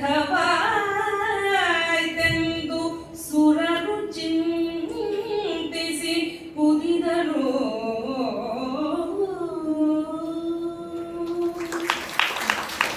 ಬೆದರಿದ ಕೃಷ್ಣ ಪರಮಾತ್ಮ ಅಷ್ಟೇ ಅಲ್ಲ, ಅವನ ಹೃದಯ ಸಂಚಲನವಾಯಿತು. ವಿಚಲಿತನಾಗಿದ್ದಾನೆ ಪರಮಾತ್ಮ. ಜಗದ್ಗುರು ಶ್ರೀಕೃಷ್ಣ ಯಾಕೆ ಈ ರೀತಿ ಆಗ್ತಾ ಇದೆ? ಧರ್ಮಕ್ಕೆ ಜಯವಾಗಬೇಕಲ್ಲ, ಏನಿದು 3ನೇ ದಿನದ ಯುದ್ಧ ಈ ರೀತಿ ಸಾಗ್ತಾ ಇದೆಯಲ್ಲ? ಕುದುರೆಗಳು ಕಟ್ಟಿಟ್ಟರು. ಒಮ್ಮೆಗೆ ಎಲ್ಲ ಕಡೆಯಿಂದಲೂ ಎಷ್ಟೋ ಜನ ವೀರ ಯೋಧರು ಬಾಣವನ್ನು ಬಿಡ್ತಾ ಇದ್ದಾರೆ. ಪಾಪ ಕುದುರೆಗಳು ಏನು ಮಾಡಬೇಕು? ಗಾಲಿಗಳು ಇದುವು, ಅಲ್ಲಿಯ ರಥದ ಚಕ್ರದ ಗಾಲಿಗಳು ಅಲ್ಲಿಗಾಡ್ತಾ ಇವೆ. ಗರುವಾಯಿಗೆಟ್ಟನು ಮೇಲೆ ಹನುಮಂತ. ಇದು ಕವಿಯ ಪ್ರತಿಭೆ ನೋಡಿ. ಅಲ್ಲಿ ಆಗಿರುವಂತಹ ಅಲ್ಲಿ ಭೌತಿಕವಾದದ್ದು, ಕಣ್ಣಿಗೆ ಕಾಣುವಂಥದ್ದು ಕೃಷ್ಣನಿಗೆ ಗಾಬರಿ ಆಗಿದೆ. ರಥದ ಚಕ್ರ ಅಲ್ಲಾಡ್ತಾ ಇದೆ, ಇವೆಲ್ಲವೂ ಕಣ್ಣಿಗೆ ಗೋಚರವಾಗುತ್ತೆ. ಆ ಧ್ವಜದಲ್ಲಿರುವಂತಹ ವೀರ ಹನುಮಂತ ಗರುವಾಯಿಗೆಟ್ಟ. ಹೆಮ್ಮೆ ಹೊಟ್ಟೋಯ್ತಂತೆ, ಇದೇನಪ್ಪ ನಾನು ಈ ಧ್ವಜದಲ್ಲಿ ಕೂತಿರ್ಬೇಕೋ ಬೇಡವೋ ಅಂತ ಯೋಚನೆ ಆಗೋ ಹಾಗೆ ಆಗೋಯ್ತಂತೆ. 2 ಯುಗ, ತನ್ನ ಯುಗದ ಆ ಯುದ್ಧವನ್ನ ಈಗ ಈ ಯುದ್ಧವನ್ನ ಕಾಣ್ತಾ ಇರುವಂತಹ ವೀರ ಹನುಮಂತನೇ ಹೆಮ್ಮೆಯನ್ನ ಬಿಡಬೇಕು ಅನ್ನುವಂತೆ ಭೀಷ್ಮರ ಅಥವಾ ಕೌರವರ ಪ್ರತಿಭಟನೆ ಆಗ್ತಾ ಇದೆ. ಹೆದರಿದರು ನಾಯಕರು. ಪಾಂಡವರ ಕಡೆ ಅನೇಕ ನಾಯಕರು ಯಾರ್ಯಾರಿದ್ರು ಅವರ ಪಕ್ಷದಲ್ಲಿ ಎಲ್ಲರೂ ಒಮ್ಮೆ ಭೀತಿ ಹೆದರಿಕೆಯನ್ನು ಅನುಭವಿಸ್ತಾ ಇದ್ದಾರೆ. ಪಾಂಡವರ ಅದಟು ಮುರಿದುದು. ಶೌರ್ಯ ಪರಾಕ್ರಮದಿಂದ ಯುದ್ಧವನ್ನ ಮಾಡಬೇಕು ಅನ್ನುವಂತಹ ಉತ್ಸಾಹ ಏನಿತ್ತು ಎಲ್ಲವೂ ಮಾಸುವಂತೆ ಆಗ್ತಾ ಇದೆ. ಇಷ್ಟೇ ಅಲ್ಲ, ಮೇಲಿದ್ದರಲ್ಲ ಆರಾಮಿತ್ರ ಅವರ ಮಾತಿನಂತೆ ಬಾಲ್ಕನಿಯ ಬಂಧುಗಳು ಅಂತ ಕರೀತಾರಲ್ಲ ನಮ್ಮ ದೇವತೆಗಳನ್ನ, ಅವರೆಲ್ಲ ಅಯ್ಯೋ ಇದೇನಪ್ಪ ಆಗ್ತಾ ಇದೆ, ನಮ್ಮ ಇಂದ್ರ ನಮ್ಮ ಸ್ವಾಮಿ ಅವನ ಮಗ ಅಂತ ನಾವು ಅರ್ಜುನನೇ ಗೆಲ್ತಾನೆ ಅಂತ ಅಂದುಕೊಂಡು ಬಿಟ್ಟಿದ್ವಲ್ಲ. ಪಾಪ ಏನೇನು ಬೆಟ್ಟಿಂಗ್ ಕಟ್ಕೊಂಡಿದ್ವಲ್ಲ ಅಂತ ಗೊತ್ತಿಲ್ಲ. ಅರ್ಜುನ ಪಕ್ಷಪಾತ ವ್ಯರ್ಥವಾಗಿ ಹೋಯ್ತಲ್ಲ, ಇವತ್ತೇ ಮುಗಿದು ಹೋಗುತ್ತೆ, ಸೋದು ಹೋಗ್ತಾರೆ. ಅರ್ಜುನ ಸೋತ, ಹಿಂದಿನ ದಿನ ಭೀಮ ಬೆದರಿದ ಅಂತ ಅಂದ್ರೆ ಇನ್ಯಾರಿದ್ದಾರೆ ಪಾಂಡವರ ಕಡೆ? ಹಾಗಾಗಿ ಅವರೆಲ್ಲರೂ ಅರ್ಜುನ ಪಕ್ಷಪಾತ ವ್ಯರ್ಥವಾಯಿತು ಅಂತ ಅನ್ನುವಷ್ಟರ ಮಟ್ಟಿಗೆ ಭೀಷ್ಮರ ಯುದ್ಧಾರಂಭ ಆಗಿದೆ ಅಷ್ಟೇ. ಇದಿಷ್ಟಿರುವಾಗ ಸುಮ್ಮನೆ ಇರ್ತಾನೆ ಅರ್ಜುನ. ಎಲ್ಲರೂ ಹೆದರಿದ್ರು ಅಂದ ತಕ್ಷಣ ಅವನು ಮುಂಚೂಣಿಗೆ ಬಂದು ಏನನ್ನಾದ್ರೂ ಮಾಡಬೇಕಲ್ಲ. ಸಟೆದು ನಿಂತು ಹೇಗೆ ಯುದ್ಧವನ್ನ ಮಾಡಿದ, ಅದರ ಪರಿಣಾಮ ಏನಾಯಿತು ಕೇಳಿ.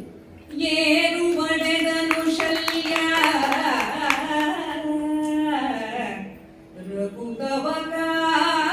ರಘುಗವಕಾರಿದನು ದುಶ್ಯಾಸನನು ಕೈ ಮೀರಿ ಕೈಕೊಂಡೆಚ್ಚು ನೊಂದನು ಮತ್ತೆ ಗುರುಸೂನು ಹೇರಿದರು ಹಿಡುಗುಗಳ ಮೈಯಲಿ ಜೋರು ಮಸಗಲು ಭೀಷ್ಮ ಕಡುಗ ಹೇರಿದನು ರೋಷಾಗ್ನಿ ವಿಕಟ ಜ್ವಾಲೆ ಮುಖನಾದ.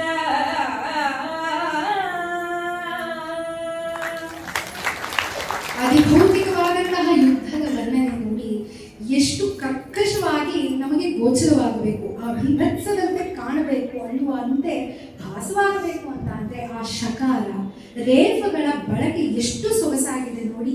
ಏರು ಒಡೆದನು ಶಲ್ಯ ರಕುತವ ಕಾರಿದನು ದುಶ್ಯಾಸನ.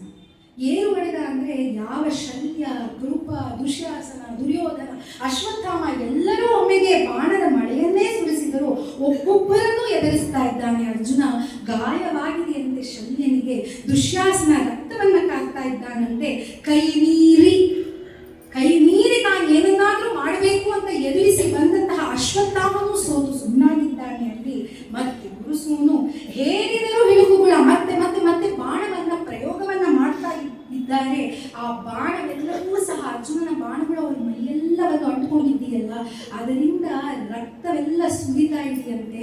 ಎಲ್ಲರೂ ನೊಂದಿದ್ದಾರೆ, ನೋವನ್ನು ಅನುಭವಿಸ್ತಾ ಇದ್ದಾರೆ. ಯಾರು ಸಾಮಾನ್ಯ ಸೈನಿಕರಲ್ಲ ಇವರು, ಯಾರು ಕೌರವರ ಪಡೆಯ ವೀರ ಯೋಧರು, ರಾಜರು ಇವರೆಲ್ಲರೂ. ಇಂಥವರೆಲ್ಲ ಹೀಗೆ ರಕ್ತ ಸುರಿಸ್ಕೊಂಡು ನೊಂದು ಬೆಂದು ಇರುವುದನ್ನ ಕಂಡಂತಹ ಭೀಷ್ಮರಿಗೆ ಬಹಳ ಕೋಪ ಬಂತು. ರೋಷಾಗ್ನಿ ವಿಕಟ ಜ್ವಾಲೆ ಮುಖನಾದ ಆ ಶಕಾರ ರಕಾರಗಳ ಬಳಕೆ ಎಷ್ಟು ಸೊಗಸಾಗಿದೆ.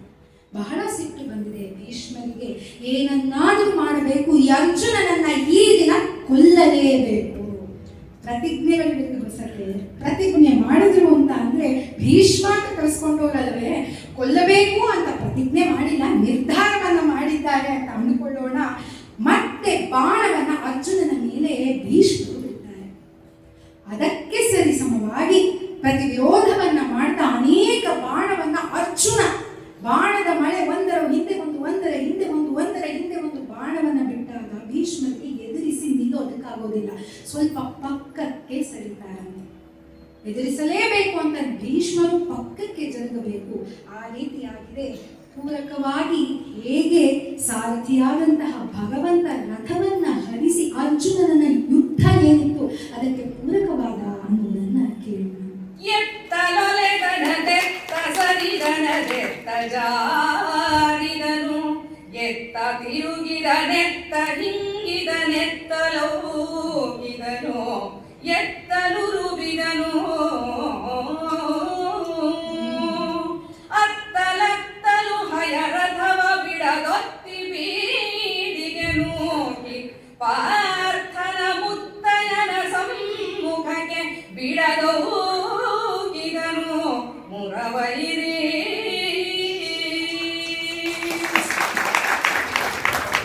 ಆಗಲೇ ಹೇಳಿದೆ ಅಲ್ವಾ, ಬರೀ ಶಾರದೆ ನರ್ತಿಸುವೆ ನಲಿದು ಒಲಿರನ್ನ ಜಿಹ್ವೆಯರೆ ಅಂತ ಪ್ರಾರ್ಥನೆ ಮಾಡಿಲ್ಲ ಅಲ್ಲಿ.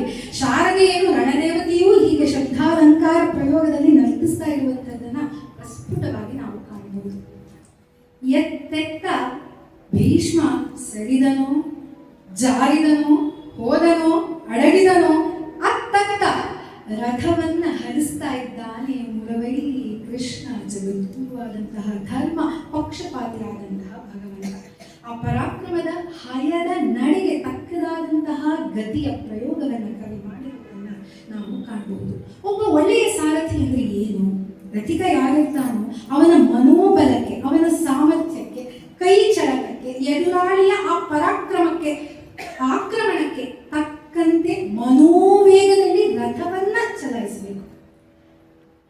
ಮನೋವೇಗಕ್ಕಿಂತ ವೇಗದಲ್ಲಿ ಭಗವಂತನಲ್ಲದೆ ಇನ್ಯಾರು ರಥವನ್ನು ಚಲಾಯಿಸುವುದಕ್ಕೆ ಸಾಧ್ಯವೇ ಇಲ್ಲ. ಅಂತಹ ಸಮರ್ಥನಾದ ಸಾರಥಿ ಸಿಕ್ಕಿರುವುದು ಅರ್ಜುನನ ಪುಣ್ಯ. ಇಂತಹ ಸಮರ್ಥರಾದಂತಹ ಇಂಥ ಅವಕಾಶ ಸಿಕ್ಕಿದ ಮೇಲೂ ನಾವು ಸರಿಯಾಗಿ ವ್ಯಾಖ್ಯಾನ ಮಾಡಲಿಲ್ಲ ಅಂದ್ರೆ ನನ್ನಂತಹ ಪಾಪಿ ಇರೋದಕ್ಕೆ ಸಾಧ್ಯವೇ? ಹಾಗೆ ಸರಿಯಾಗಿ ಯುದ್ಧ ಮಾಡೋದಿಲ್ವಲ್ಲ ಅರ್ಜುನ. ಅಂತಹ ಸಾರಥಿ ಸಿಕ್ಕಿರುವಾಗ ಅವನು ಎತ್ತೆತ್ತ ಭೀಷ್ಮ ಸರಿದನೋ, ಜಾರಿದನೋ, ತಿರುಗಿದನೋ, ಹಿಂಗಿದನೋ, ಅತ್ತತ್ತ ಇವನು ರಥವನ್ನ ಚಲಿಸಿ ಚಲಿಸಿ ಚಲಿಸಿ ಸೋಲು ಹಿನ್ನಡೆಯನ್ನ ಪಡ್ತಾ ಇದ್ದಾರೆ. ಇವಾಗ ಪಕ್ಕಕ್ಕೆ ಸರಿದರು ಅಂದ್ರೆ ಯುದ್ಧದ ಆಕ್ರಮಣವನ್ನು ತಡೆಯೋದಕ್ಕಾಗದೆ ಅವರ ಮುಖಾಮುಖಿಯಾಗಿ ರಥವನ್ನ ಚಲಾಯಿಸಿ ನೇರಾನೇರ ನಿಲ್ಲಿಸ್ತಾ ಇದ್ದಾನೆ ಭಗವಂತ. ಅಂದ್ರೆ ಅದಕ್ಕೆ ತಕ್ಕ ಬಾಣ ಪ್ರಯೋಗವನ್ನ ಸಮರ್ಥನಾದಂತಹ ವಿಜಯಾದ ಸವ್ಯಸಾಚಿಯಾದ ಅರ್ಜುನ ಮಾಡಬೇಕಾಗಿತ್ತಲ್ವೇ? ಮಾಡ್ತಾ ಇಲ್ಲ. ಮುತ್ತಯ್ಯನ ಸಮ್ಮುಖಕ್ಕೆ ರಥವನ್ನೇನೋ ತಂದು ಕೃಷ್ಣ ನಿಲ್ಲಿಸಿ ಬಿಟ್ಟಿದ್ದಾನೆ. ಮುಂದೆ ಏನಾಗಿದೆ ಕೇಳು. ಭೀಷ್ಮನು ಅರ್ಜುನನ ಮುರಮಣೆಯ ಗೆಲುವರೇ ಮುರಾರಿಯ ಭರವಸವ ತಗ್ಗಿಸಿದಡಲ್ಲದೆ ಕಾದಲರಿದನುತ ಹರಿಯ ಸಿರಿಯೊಡಲಿನಲ್ಲಿ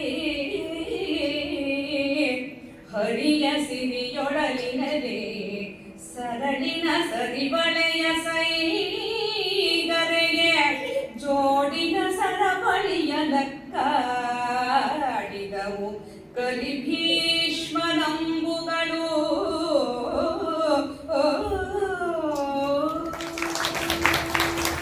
ಕೃಷ್ಣನ ಸಾಮರ್ಥ್ಯವನ್ನ ಆ ಕ್ಷಣದಲ್ಲಿ ಕಂಡ ದುರ್ಯೋಧನ ಕಂಡ ತಕ್ಷಣ ಅಂದುಕೊಳ್ತಾನೆ, ಮೂದಲಿಸಿ ಬಿಡ್ತಾನೆ.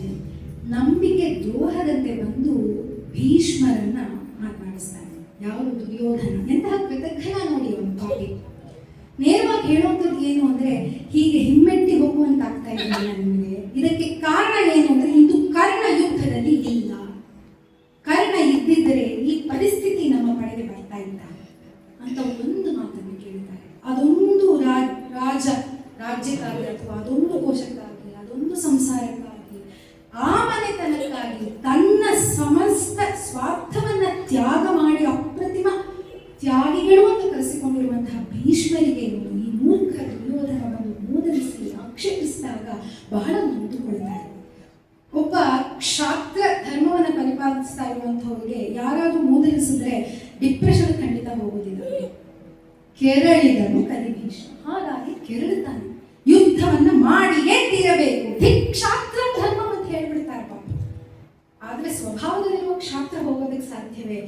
ಕ್ಷಾತ್ರ ಧರ್ಮ ಎಂತಹ ಪರಿಸ್ಥಿತಿ ನನ್ನದು ಅನ್ನಿಸ್ಕೊಳ್ಳುವಂತಾಯ್ತಲ್ಲ ಅಂತ ನೊಂದುಕೊಂಡು ಕೆರಳಿದರು ಕಲಿಭೀಷ್ಮ. ಕೆರಳಿ ಏನು ಮಾಡ್ತಾರೆ ಅಂದ್ರೆ, ಈ ಅರ್ಜುನನ ಈ ವಿಜೃಂಭಣೆ ಏನಿದೆ, ಈ ಸಾಹಸ ಏನಿದೆ, ಇದನ್ನ ತಡಿಬೇಕು ಅಂದ್ರೆ ಒಂದೇ ಮಾರ್ಗ ಇರುವುದು ಅಂತ ಒಂದು ಒಳ್ಳೆಯ ಮಂತ್ರಾಲೋಚನೆಯನ್ನ ಮಾಡ್ತಾರೆ. ವಿಜಯೋ ಮಂತ್ರ ಮೂಲೋಹಿ. ಮಂತ್ರ ಅಂದ್ರೆ ಸ್ಟ್ರಾಟಜಿ, ಒಂದು ಯುಕ್ತಿ. ಸುಮ್ಮನೆ ಅತ್ತ ಬಾಣ ಇತ್ತ ಬಾಣ ಇತ್ತ ಬಾಣ ಅಂತ ಯುದ್ಧವನ್ನ ಮಾಡೋದಲ್ಲ ಅಲ್ಲವೇ? ಹಾಗಾಗಿ ಈ ಅರ್ಜುನನ ಈ ಸಂಭ್ರಮವನ್ನ, ವಿಜೃಂಭಣೆಯನ್ನ ನಾವು ತಡಿಬೇಕು ಅಂದ್ರೆ ಕೃಷ್ಣನ ಮನಸ್ಸು ಏನಿದೆ ಅದು ಕದಡಬೇಕು. ಕೃಷ್ಣನ ವಿಶ್ವಾಸ ಏನಿದೆ ಅದು ತಲ್ಲಣವಾಗಬೇಕು. ಕೃಷ್ಣನ ಭರವಸೆ ಏನಿದೆ ಅದು ಮಾಸಬೇಕು. ಕೃಷ್ಣನ ನಂಬಿಕೆ ಏನಿದೆ ಅದು ಕುಗ್ಗಬೇಕು ಅಂತ ನಿರ್ಧಾರ ಮಾಡ್ತಾರೆ. ಅದು ಕುಗ್ಗಬೇಕು ಅಂದ್ರೆ ಈತ ಏನು ಮಾಡಬೇಕು? ಅದಿಲ್ಲದಿದ್ರೆ ಇವರನ್ನ ನಾವು ಗೆಲ್ಲೋದಕ್ಕೆ ಸಾಧ್ಯವಿಲ್ಲ. ಕೃಷ್ಣನನ್ನೇ ನಾವು ನೇರ ಯುದ್ಧಕ್ಕೆ ಆಹ್ವಾನ ಮಾಡಿದಂತೆ ಕೆರಳಿಸಬೇಕು ಅಂತ ನಿರ್ಧಾರವನ್ನ ಮಾಡಿ ಅಖಿಲಾಂಡ ಕೋಟಿ ಬ್ರಹ್ಮಾಂಡ ನಾಯಕನಾದಂತಹ ಆ ಭಗವಂತನ ಹೊಟ್ಟೆ ಸಿರಿ ಒಡಲಿ ಏನಿದೆ ಅದಕ್ಕೆ ಬಾಣದ ಮಳೆಯನ್ನು ಸುರಿಸಿಬಿಡ್ತಾನೆ ಭೀಷ್ಮ. ಅರ್ಜುನನ ಲೆಕ್ಕಕ್ಕೆ ಇಲ್ಲ ಭೀಷ್ಮ. ನೇರ ಯುದ್ಧ ಭಗವಂತನ ಜೊತೆಗೆ ಮಾಡೋಣ. ಕೃಷ್ಣನನ್ನ ಕೆಣಕಿದಲ್ಲದೆ ಕೈವಲ್ಯವೆರೆಯುವುದು ಅಲ್ಲವೇ? ಅದೇ ರೀತಿ ಕೃಷ್ಣನನ್ನ ಕೆಣಕಬೇಕು ಅಂತ ನಿರ್ಧಾರವನ್ನೇ ಮಾಡಿ ಸಿರಿ ಒಡಲು ಎಂಥದ್ದದು? ಹರಿಯ ಸಿರಿ ಒಡಲಿನಲ್ಲಿ ಅಡಗಿದ್ದು ಸಮಸ್ತ ಲೋಕದ ವಿರಹ ಅಂತ ಕವಿಯೇ ಹೇಳುವಂತಹ ಮಾತು. ಯಸ್ಯ ಕುಕ್ಷವು ಜಗತ್ಸರ್ವಮಲ್ಲವೇ? ಇಡೀ ಭೂಮಿಯೇ ಅವನ ಒಡಲಿನಲ್ಲಿದೆ. ಭೂಮಿಯೇ ಇಡೀ ವಿಶ್ವವೇ ಇದೆ ಅವನ ಒಡಲಿನಲ್ಲಿ. ಅದಕ್ಕೆ ನೇರ ಇವನು ಅನೇಕ ಬಾಣಗಳ ಮಳೆಯನ್ನು ಸುರಿಸಿಬಿಡ್ತಾನೆ. ಆಗ ಭಗವಂತನ ಕವಚ ಏನಿತ್ತು ಅದು ಆ ಬಾಣಗಳನ್ನು ತಡೆದು ಇಡೀ ಕವಚದ ಸರಪಳಿಗಳು ಆ ಮಧ್ಯದಲ್ಲೆಲ್ಲ ಅಂಬುಗಳು ಬಂದು ಸೇರಿಕೊಂಡು ಬಿಟ್ಟಿವೆ. ಅರ್ಜುನನನ್ನ ಬಹಳವಾಗಿ ನಚ್ಚಿಕೊಂಡು ಬಿಟ್ಟಿದ್ದಾನೆ ಭಗವಂತ. ಹಾಗಾಗಿ ತನಗೆ ಬಿದ್ದ ಬಾಣದ ಮಳೆಯನ್ನು ಲೆಕ್ಕಿಸದೆ ಮತ್ತೂ ಮುಂದಕ್ಕೆ ಮುಖಾಮುಖಿ ನೇರ ಭೀಷ್ಮರ ಮುಂದಕ್ಕೆ ಹೋಗಿ ರಥವನ್ನ ಹರಿಸಿ ನಿಲ್ಲಿಸ್ತಾನೆ. ಮತ್ತೆ ರಥವನ್ನು ಹರಿಸಿ ಭೀಷ್ಮನ ಹತ್ತೆ ಬರೆ ಕಟ್ಟಡವಿಯಲಿ ಮುತ್ತಯ್ಯನು ಸಿಲುಕಿದನು. ಶಿವ ಶಿವ ಶಿವ ಶಿವ ಎನ್ನುತ್ತ ಬಲವೆದರೆ ಹತ್ತು ಶರದಲ್ಲಿ ಕೃಷ್ಣರಾಯನ ಮತ್ತೆ ಮುಸುಕಿದ ಬಹಳ ಭಾರ್ಗವದತ್ತ ಬಾಣವ ತೊಡಚಿ ದೇವನ ನೊಸಡಕೀಲಿಸಿದ.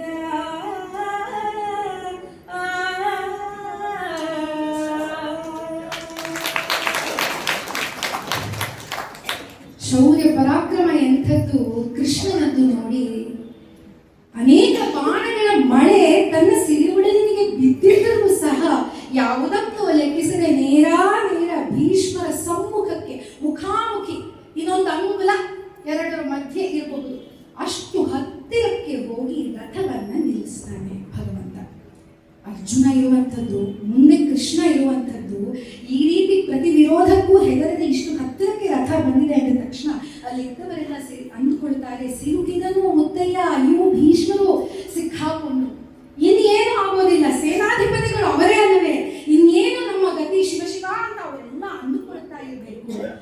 ಭೀಷ್ಮರ ವರಸೆ ನೋಡಿ, ಏನು ದಾಷ್ಟ್ಯತೆ ನೋಡಿ, ಯಾವ ಧರ್ಮನಿಷ್ಠೆ ನೋಡಿ, ಭಗವಂತ ಸ್ವಯಂ ಪ್ರಭು ಪರಬ್ರಹ್ಮ ಸ್ವರೂಪಿಯಾದಂತಹ ನಾರಾಯಣನೇ ಆತ ಅಂತ ಅವರಿಗೆ ಗೊತ್ತಿದೆ, ಅಂತಹವನು ತನ್ನ ಮುಂದೆ ಬಂದು ನಿಂತಿದ್ದಾನೆ ಅಂದಾಗಿಯೂ ಸ್ವಧರ್ಮ ವಕ್ಷ್ಯ ನ ವಿಕಂಪಿತು ಮರ್ಹಸಿ. ನಿನ್ನ ಸ್ವಧರ್ಮವನ್ನ ನೀನು ಕಂಡಾಗ ಅದನ್ನ ನಿಭಾಯಿಸುವಾಗ ಯಾವುದೇ ತಲ್ಲಣ ಬೇಡ. ಅದು ಯಾರಾದ್ರೇನು, ನಾನು ಯುದ್ಧಕ್ಕೆ ನಿಂತಿದ್ದೀನಿ, ಈ ಪಡೆಯ ಸೇನಾಧಿಪತಿ ನಾನು ಅಂತ ಸ್ವಧರ್ಮವನ್ನ ಗಮನಿಸಿ ಆ ಕೃಷ್ಣನ ಮೇಲೆ 10 ಬಾಣಗಳು, ಕೇವಲ 10 ಅಂತ ನಾವು ಅಂದುಕೊಳ್ಳೋದು ಬೇಡ, ಒಳ್ಳೆಯ ಅಸ್ತ್ರಗಳನ್ನ ಪರಶುರಾಮನಿಂದ ತಾವು ಪಡೆದ ಅಸ್ತ್ರವನ್ನೂ ಸೇರಿಸಿ ದಿವ್ಯವಾದ 10 ಬಾಣಗಳನ್ನ ಪ್ರಯೋಗಿಸ್ತಾನೆ ಕೃಷ್ಣನ ಮೇಲೆ. ಇಲ್ಲ, ಅರ್ಜುನ ಇಲ್ಲವೇ ಇಲ್ಲ ಲೆಕ್ಕಕ್ಕೆ. ಪರಶುರಾಮನು ಕೊಟ್ಟ ಅಸ್ತ್ರವನ್ನ ಸೇರಿಸಿ ಇಲ್ಲಿ ಕೃಷ್ಣನಿಗೆ ಅಂದ್ರೆ ಕೆರೆಯ ನೀರನ್ನು ಕೆರೆಗೆ ಚೆಲ್ಲಿ ಆಯ್ತಲ್ಲ, ಆ ರೀತಿ ಬಾಣವನ್ನ ಪ್ರಯೋಗವನ್ನ ಮಾಡ್ತಾ ಇದ್ದಾರೆ. ತನ್ನ ಸ್ವಧರ್ಮ, ತನ್ನ ಧರ್ಮ ಇದು ಅಂತ ತಿಳಿದು ದಾಷ್ಟ್ಯತೆಯಿಂದ ಭೀಷ್ಮರು ಈ ರಸಿಯನ್ನ ಮಾಡ್ತಾ ಇದ್ರೆ ಆ ಬಾಣಗಳು ನೇರ ಬಂದು ಕೃಷ್ಣನ ದೇಹಕ್ಕಷ್ಟೇ ಅಲ್ಲದೆ ಹಣೆಯ ಮೇಲೂ ಸಹ ಬಿದ್ದು ಬಿಟ್ಟಿದೆ. ಹಣೆಗೆ ಗಾಯವಾಗಿದೆ, ನೊಂದು ಬಿದ್ದಾನೆ ನಮ್ಮ ಕೃಷ್ಣ. ಯಾವ ರೀತಿ ಆತ ಕಾಣುತ್ತಾ ಇದ್ದಾನೆ, ಬಾಣಗಳು ಬಿದ್ದ ಕೃಷ್ಣನ ಕಮಲವದನ ಕೇಳಿ.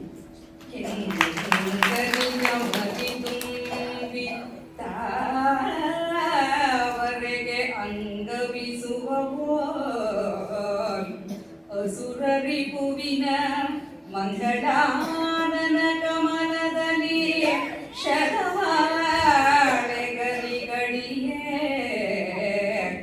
ತುಂಗ ವಿಕ್ರಮನು ಅಂಬಕಿತ್ತು ತದಂಗ ರಕ್ತ ನಿಷೇಕ ರೌದ್ರಾಲಿಂಗಿತನು ಬದುಕದಿಯ ಹಿಡಿದನು ಭೀಷ್ಮನು ಬಡಳಗೆ.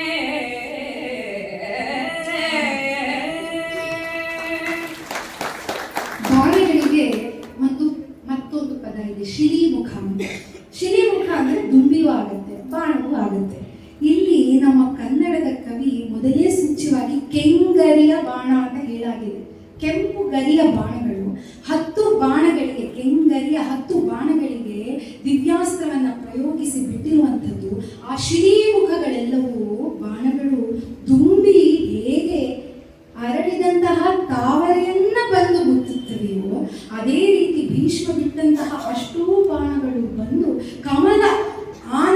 ಕಮಲದಂತಹ ಮುಖದ ಆ ಕೃಷ್ಣನ ಮುಖವನ್ನ ಮುತ್ತಿದೆ. ಸಿರಿ ಒಡೆದಾಯಿತು, ಇದು ನೇರವಾಗಿ ಮುಖಕ್ಕೆ ಆಕ್ರಮಣವಾಗಿರುವಂಥದ್ದು ಅಂತ ಕವಿ ಸೊಗಸಾಗಿ ವರ್ಣನೆಯನ್ನ ಮಾಡುತ್ತಾರೆ.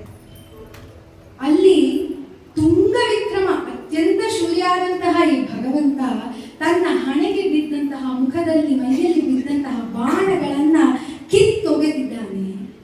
ಆ ಗಾಯದಿಂದ ರಕ್ತ ಸೋಲ್ತಾ ಇದೆ. ಮೊದಲೇ ಬಹಳ ಕೋಪ ಕೃಷ್ಣನಿಗೆ. ಕಾರಣ ಏನು ಅಂತ ಅಂದ್ರೆ, ಅಷ್ಟು ಮುಖಾಮುಖಿಯಾಗಿ ನಾನು ರಥವನ್ನ ಚಲಿಸಿದ್ರೂ ಸಹ ಅರ್ಜುನ ಯಾವ ಪ್ರತಿಕ್ರಿಯೆಯನ್ನು ನೀಡ್ತಾ ಇಲ್ಲ, ಸರಿಯಾಗಿ ಯುದ್ಧವನ್ನ ಮಾಡ್ತಾ ಇಲ್ಲ ಅನ್ನುವಂಥದ್ದು ಅವನಿಗೆ ನಿಜವಾದ ಸಿಟ್ಟಿಗೆ ಕಾರಣವಾಗ್ತಾ ಇರುವಂಥದ್ದು. ಅಷ್ಟೇ ಅಲ್ಲ, ರಚಿತನಾದ ನನ್ನ ಮೇಲೆ ಭೀಷ್ಮ ಈ ರೀತಿಯ ಬಾಣವನ್ನ ಬಿಡ್ತಾ ಇದ್ದಾನೆ ಅಂದ್ರೆ ಅದನ್ನು ಪ್ರತಿಭಟಿಸಬೇಕಾಗಿರೋದು ಯಾರು? ಅಲ್ಲಿರುವಂತಹ ಅರ್ಜುನನೇ ಅಲ್ಲವೇ? ಕಡಿವಾಣವನ್ನ ಚಾಟಿಯನ್ನ ಇಟ್ಕೊಂಡು ಇನ್ನೊಂದು ಕಡೆಯಲ್ಲಿ ಇನ್ನೊಂದು ಆಯುಧವನ್ನ ಇಟ್ಕೊಂಡು ಯುದ್ಧ ಮಾಡೋಕ್ಕಾಗತ್ತೆ? ಅಷ್ಟೇ ಅಲ್ಲ, ಅವನ ಆಯುಧವನ್ನ ಧರಿಸೋದಿಲ್ಲ ಅಂತ ಪ್ರತಿಜ್ಞೆಯನ್ನು ಮಾಡಿದ್ದಾನಲ್ಲ. ಇದೆಷ್ಟನ್ನೂ ತಿಳಿದ ಮೇಲೆ ಅವನ ಪ್ರಾಣ ಸಖನಾದಂತಹ ಅರ್ಜುನ ಕೃಷ್ಣನ ಪಕ್ಷಕ್ಕೆ ನಿಲ್ಲಬೇಕಾಗಿದ್ದಲ್ವೇ? ಯಾಕೆ ನಿಲ್ತಿಲ್ಲ? ಇದಿಷ್ಟಕ್ಕೆ ಸಿಟ್ಟಿನಿಂದಲೇ ಕೆಂಪಾದ, ಮೊದಲೇ ಕಪ್ಪು ಬಣ್ಣದ ಕೃಷ್ಣ ರಕ್ತವೂ ಸುರಿತಾ ಇದೆ ಅಂತ ಅಂದ್ರೆ ಅವನಿಗೆ ಹೇಗೆ ಕಾಣಿಸ್ತಾ ಇರಬೇಡ ಕೇಳಿ. ಕೆಂಪಗಾಡಿದವು ಆಲಿಗಳು, ಮೈ ಕಂಪಿಸಿದು ದಡಿಗಳಿಗೆ, ರೋಷದ ಬಿಂಪಿನೊಳು ತಕ್ಕಿದನು ಗಂಟಿಕ್ಕಿದನು ಹುಪ್ಪುಗಳ, ಸೊಂಪುಗೆಟ್ಟುದು ಸಿರಿವದನ ಮನದಿಂಪು ಬೀತುದು ಭಕ್ತಮೋಹದ ಅಲಂಪು ಮಸುಳಿತು, ಬಿಸುಟು ಕಳೆದನು ಹಯದ ವಾಗೆಗಳ.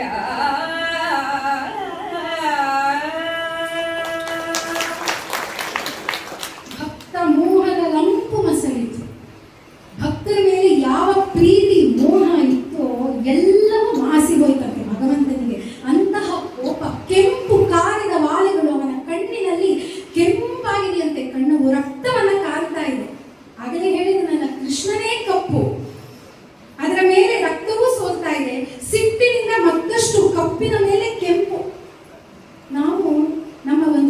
ಇದೆ ಕಾಳಿ ಕೃಷ್ಣ ಒಂದೇ ತತ್ವ ಅಂತ. ಕಾಳಿಯಂತೆ ಭಾಸವಾಗ್ತಾ ಇರುವಂಥದ್ದು ಇಲ್ಲಿ ಕುಮಾರವ್ಯಾಸ ಕವಿಗೆ ಕೃಷ್ಣ ಹುಬ್ಬನ್ನ ಗಂಟಿಕ್ಕಿಕೊಂಡಿದ್ದಾನಂತೆ, ರೋಷದಿಂದ ಏದುರಿಸಲು ಬರ್ತಾ ಇದೆಯಂತೆ, ತಗ್ಗಿ ಹೋಗ್ತಾ ಇದ್ದಾನಂತೆ, ಕುಕ್ಕಿ ಹೋಗ್ತಾ ಇದ್ದಾನಂತೆ. ಅಂತಹ ಕೋಪಾಕೃತನಾಗಿ ಆಕ್ರೋಶದಿಂದ ಕಾಣ್ತಾ ಇದ್ದಾನೆ ಭಗವಂತ. ಸೊಂಪುಗೆಟ್ಟು ಶ್ರೀವದನ. ನಾವು ಭಗವಂತನನ್ನ ಪ್ರಾರ್ಥಿಸುವಾಗ ಏನ್ ಹೇಳ್ತೀವಿ? ಪ್ರಸನ್ನ ವದನಂ ಧ್ಯಾಯೇತ ಸರ್ವ ವಿಘ್ನೋಪಶಾಂತಯೇ ಅಂತ ಹೇಳ್ತೀವಿ. ಅವನ ಪ್ರಸನ್ನ ವದನ ಇದ್ರೆ ತಾನೇ ನಮ್ಮ ವಿಘ್ನಗಳ ನಾಶವಾಗೋದು. ಅವನೇ ಈ ರೀತಿ ಕಾಳಿಯಂತೆ ಉಗ್ರ ಭೈರವನಂತೆ ಅವನು ಕೆಂಪು ಕಾರಿ ಆ ಅಲಿಗಳಲ್ಲಿ ಕೆಂಪನ್ನ ಕಾರತಾ ನಿಂತು ಬಿಟ್ರೆ ವಿಘ್ನಗಳು ಎಲ್ಲಿ ಉಪಶಮನವಾಗುತ್ತೆ? ಜಗತ್ ರಕ್ಷಕನೇ ಸಿಟ್ಟನ್ನು ಮಾಡಿಕೊಂಡ್ರೆ ಭೂಮಿಯಲ್ಲಿ ಪ್ರಳಯವಾಗುವುದರಲ್ಲಿ ಸಂದೇಹವಿದೆಯೇ? ಭಗವಂತ ಸ್ಥಿತಿಕಾರಕನಾದಂತಹ ನಾರಾಯಣನಿಗೆ ಸಿಟ್ಟು ಬಂದಿರೋದ್ರಿಂದ ಏನಾಗ್ತಿದೆ ಅಂತ ಅಂದ್ರೆ ಆ ಕ್ಷಣದಲ್ಲಿ ತಾನು ಇಟ್ಕೊಂಡಿದ್ದಂತಹ ಕಡಿವಾಣ ಚಾಟುಗಳನ್ನ ಬಿಸಿಟ್ಟಿದ್ದಂತೆ ತಕ್ಷಣವೇ ರೋಷದಿಂದ ಪ್ರತಿಜ್ಞೆ ಬೀಳಲಿ, ಪ್ರತಿಜ್ಞೆ ಹೋಗಲಿ, ತೊಂದರೆ ಇಲ್ಲ, ಪ್ರಳಯವಾಗಿಯೇ ಹೋಗಲಿ ಅಂತ ನಿರ್ಧಾರವನ್ನು ಮಾಡ್ತಾನೆ ಭಗವಂತ. ಸೂರ್ಯ ಚಂದ್ರನು ಹೆದರುತ್ತಾ ಇದ್ದಾರೆ, ಎಲ್ಲ ಕಡೆ ಕಗ್ಗತ್ತಲು ಆವರಿಸಿಬಿಟ್ಟಿದೆ. ತಾವರೆಯ ದಳದ ಮೇಲಿರುವಂತಹ ನೀರಿನ ಬಿಂದು ಹೇಗೆ ಅದರತ್ತೋ ಆ ರೀತಿ ಇಡೀ ಲೋಕವು ನಡುಗ್ತಾ ಇದೆಯಂತೆ. ಏನಾಗುತ್ತೋ ಏನೋ, ಭಗವಂತ ಅವನ ಕುಕ್ಷಿಯೊಳಗೆ ಅಲ್ಲವೇ ಸರ್ವವೂ ಇರುವಂಥದ್ದು. ಅಂತಹ ಭಗವಂತ ಸಿಟ್ಟು ಮಾಡಿಕೊಳ್ತಾ ಇದ್ರೆ ಏನಾಗಬೇಡ ಪರಿಸ್ಥಿತಿ. ಚಕ್ರಧಾರಿಯಾಗಿ ಆ ಮುರಮಥನ ಚಕ್ರವನ್ನ ಆಕ್ರೋಶದಿಂದ ಹೇಗೆ ನೋಡ್ತಾ ಇದ್ದಾನೆ. ಮುರಮಥನ ಗೆಲ್ಲೈಸಿ ನೋಡಿದನು ಉರು ಭಯಂಕರ ಚಕ್ರವನು ದುರ್ಧರುಷಧಾರ ಲೋಯಮಾನ ನಿಷಾದ ಚಕ್ರವನು ಮುರಮಥನ ಗೆಲ್ಲೈಸಿ ನೋಡಿದನು ತರಳ ತರಣಿ ಚಕ್ರವನು ಸಂಗರ ವಿನಿರ್ಜಿತ ಚಕ್ರವನು ಭಯಭರ ವಿವರ್ಜಿತ ಚಕ್ರವನು ಕಡುಗೋಪ ಗುಡಿಯಿಡಲು ಮುರಮಥನ ಎಲ್ಲೈಸಿ ನೋಡಿದನು.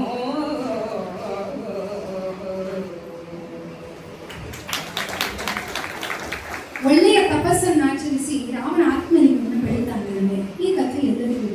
ಆದರೆ ಲೋಕ ಕಂಟಕನಾದ ಆತನಿಗೆ ಅದನ್ನು ಉಳಿಸಿಕೊಂಡು ಲೋಕಕ್ಕೆ ಉಪಯೋಗವಾಗುವ ಹಾಗೆ ಬಳಸಿಕೊಳ್ಳುವ ಸಾಮರ್ಥ್ಯ ಇಲ್ಲ ಅಂತ ಅಲ್ಲವೇ ಗಣಪತಿ ಅವನ ಕೈಯಲ್ಲಿ ಅದು ಸಿಗದಂತೆ ಮಾಡಿದ್ರು. ಭಗವಂತನಾದಂತಹ ಚಕ್ರಿ ಕೃಷ್ಣನ ಕೈಯಲ್ಲಿ ಯಾಕೆ ಚಕ್ರ ಇದೆ ಅಂತ ಅಂದ್ರೆ ಅವನು ಲೋಕಕ್ಕೆ ಯಾವ ಕಾರಣಕ್ಕೂ ಹಾನಿ ಮಾಡೋದಕ್ಕೆ ಸಾಧ್ಯವೇ. ಲೋಕಕ್ಕೆ ತಂದೆ ಅವನು, ಸಂಯಮಿ ಅವನು.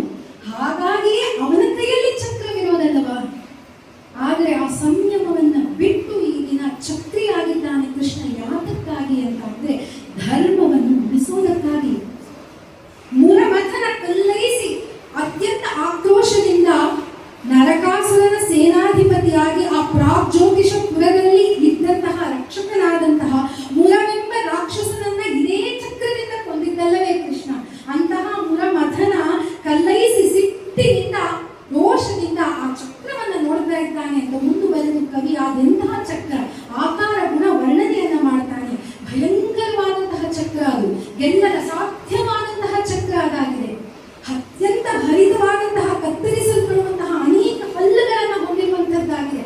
ಅದರ ಶಾಖ ಯಾವ ರೀತಿ ಇದೆ ಅಂದ್ರೆ ಬಾಲ ಸೂರ್ಯ ಮಂಡಲವೇ ಅವನ ಕೈಯಲ್ಲಿ ಇದೆಯೇನೋ ಅನ್ನುವಂತೆ ಕಗ್ಗತ್ತಲೆಲ್ಲೆಡೆ ಆವರಿಸಿದೆ. ಕೃಷ್ಣನ ಚಕ್ರ ಕೃಷ್ಣ ಗೋಚರವಾಗ್ತಾ ಇದ್ದಾನೆ ಅಂತ ಅಂದ ಮೇಲೆ ಆ ಚಕ್ರದ ಶಾಖ ಪ್ರಕಾಶ ಎಂದಿರಬೇಡ ಅಂತ ನಾವು ಊಹಿಸಿಕೊಳ್ಳಬೇಕು. ಅಂತಹ ಯುದ್ಧದಲ್ಲಿ ಯಾರು ಸಾಧಿಸೋದಕ್ಕೆ, ವೇದಿಸೋದಕ್ಕೆ, ಗೆಲ್ಲೋದಕ್ಕೆ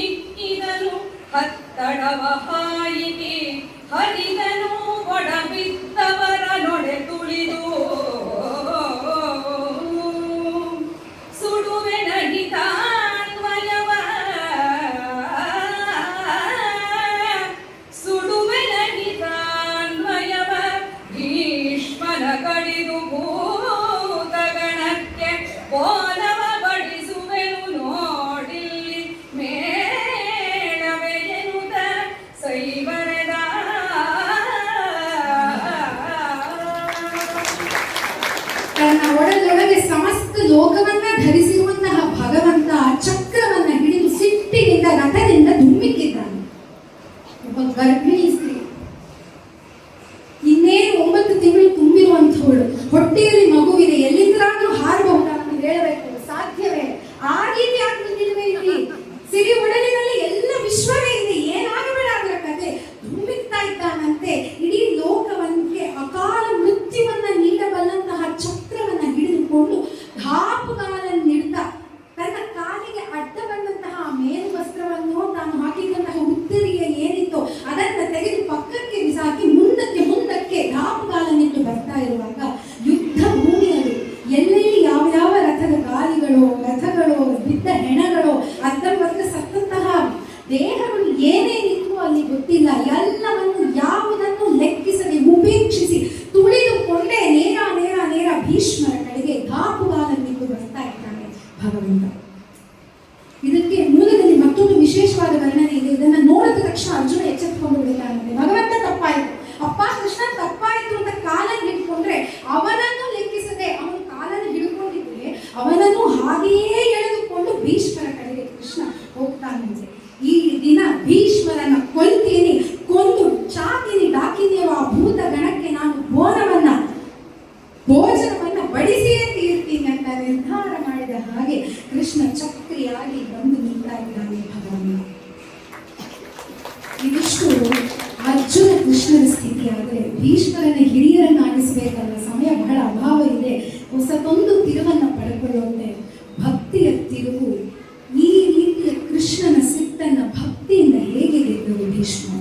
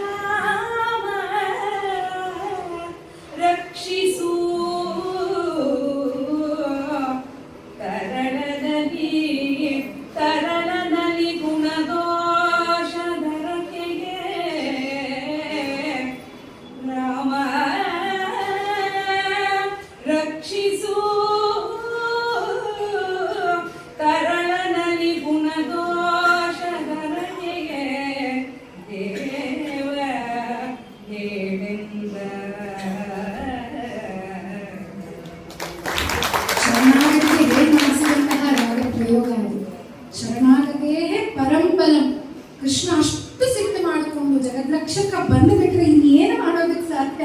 ಶರಣಾಗತಿಯೇ ಆಗಬೇಕಲ್ವಾ?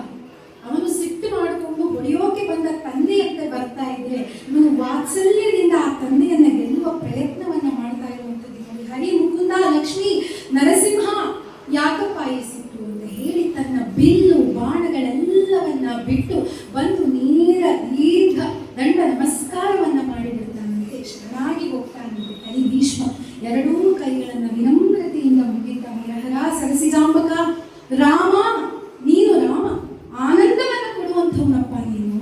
ಆ ರಾವಣನಿಗೆ ನಾಳೆ ಬಾ ಅಂತ ಹೇಳಿ ಸಂಯಮವನ್ನು ನೀನು ತೋರಿಸಲಿಲ್ಲವೇ? ಅಂತಹವನು ನೀನಲ್ಲವೇ? ಅಷ್ಟೇ ಅಲ್ಲ, ಅದೇ ರಾಮ ಸಮುದ್ರ ರಾಜನಿಗೂ ಸಹ ಸಂಯಮವನ್ನ ಮೀರಿ ಬರೀ ಸಾಲದು ಅಂತ ಬ್ರಹ್ಮಾಸ್ತ್ರ ಪ್ರಯೋಗಕ್ಕೂ ಸಿದ್ಧನಾಗಿದ್ದನಲ್ಲವೇ? ಅದೇ ರೀತಿ ಚಕ್ರಿಯಾಗಿ ನನ್ನ ಮೇಲೆ ಪ್ರಯೋಗ ಮಾಡೋದಕ್ಕೆ ಬರ್ತಿದೆಯಾ ಅನ್ನುವಂತಹ ಎರಡೂ ಧ್ವನಿಯನ್ನ ನಾವಿಲ್ಲಿ ಕಾಣಬಹುದು. ಆ ರೀತಿಯ ರಾಮ ನೀನು ಇಡೀ ಜಗತ್ತಿಗೆ ಆನಂದವನ್ನ ಕೊಡುವ ಪರಬ್ರಹ್ಮ ಸ್ವರೂಪಿ ನೀನು, ರಕ್ಷಿಸು. ನಾನು ನಿನ್ನ ಮಗ ಅಲ್ಲವಾ? ಮಕ್ಕಳಲ್ಲಿ ಯಾವ ಸರಿ ತಪ್ಪುಗಳನ್ನ ಎಣಿಸೋದಕ್ಕೆ ಸಾಧ್ಯ? ನಾನೇನು ತಪ್ಪು ಮಾಡಿದೆ, ನನ್ನನ್ನು ಕ್ಷಮಿಸಿಬಿಡು ಅಂತ ದೀರ್ಘದಂಡ ನಮಸ್ಕಾರವನ್ನು ಶರಣಾಗತಿಯನ್ನ ಮೆರೆದು ಸ್ಥಿತಪ್ರಜ್ಞತೆಯನ್ನು ಸಹ ಮೆರಿತಾ ಇದ್ದಾರೆ ಭೀಷ್ಮರು. ಇನ್ನು ಆ ಭಗವಂತನನ್ನು ಸಮಾಧಾನ ಪಡಿಸಬೇಕಲ್ಲ, ಯಾವ ರೀತಿ ಅದರ ವಾಕ್ಯ ಮೂಲದಲ್ಲಿ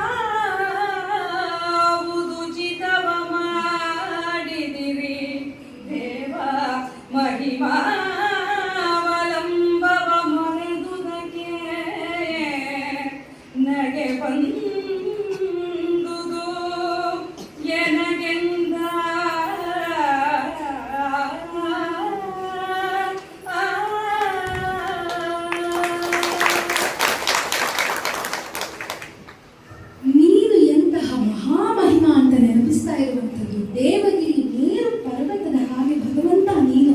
ನಾನೊಬ್ಬ ಅಲ್ಪ ಮಗ ಮಾತ್ರ ಅಲ್ಲ, ನೀನು ತಂದೆಯಷ್ಟೇ ಅಲ್ಲ, ನೀನು ಮೇರು ಪರ್ವತವಾದರೆ ನಾನೊಂದು ಸೊಳ್ಳೆಯ ಹಾಗೆ ಇದ್ದೇನಷ್ಟೇ. ನನ್ನನ್ನು ಎದುರಿಸುವುದಕ್ಕೆ ಇಂತಹ ದಿವ್ಯ ಸುದರ್ಶನ ಚಕ್ರ ಬೇಕಾ ನಿನಗೆ? ಈ ಅಲ್ಪನಾದಂತಹ ಭೀಷ್ಮನನ್ನ ಕೊಲ್ಲುವುದಕ್ಕೆ ನಾರಾಯಣ ಸ್ವಯಂ ಭಗವಂತ ಸುದರ್ಶನ ಚಕ್ರವನ್ನ ಹಿಡಿಬೇಕೆ?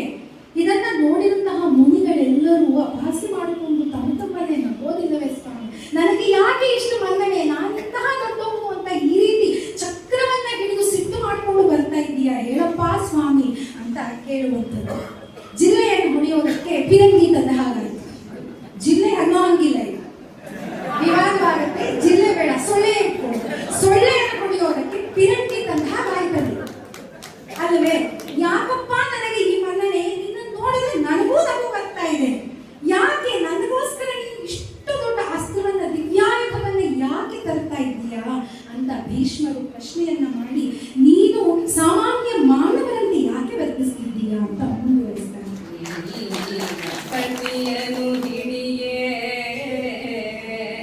ನಿಂದ ಸಕಾಲತನವನು ಬಲ್ಲೆ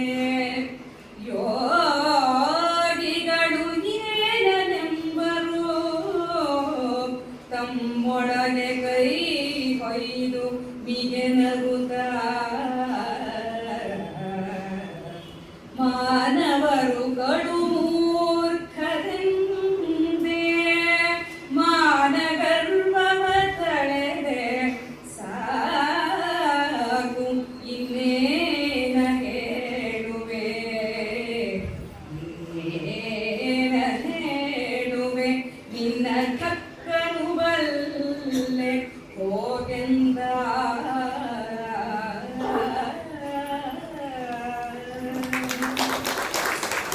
ಇಂತಹ ಸಲುನೆ ನೋಡಿ ಭಗವಂತನಲ್ಲಿ.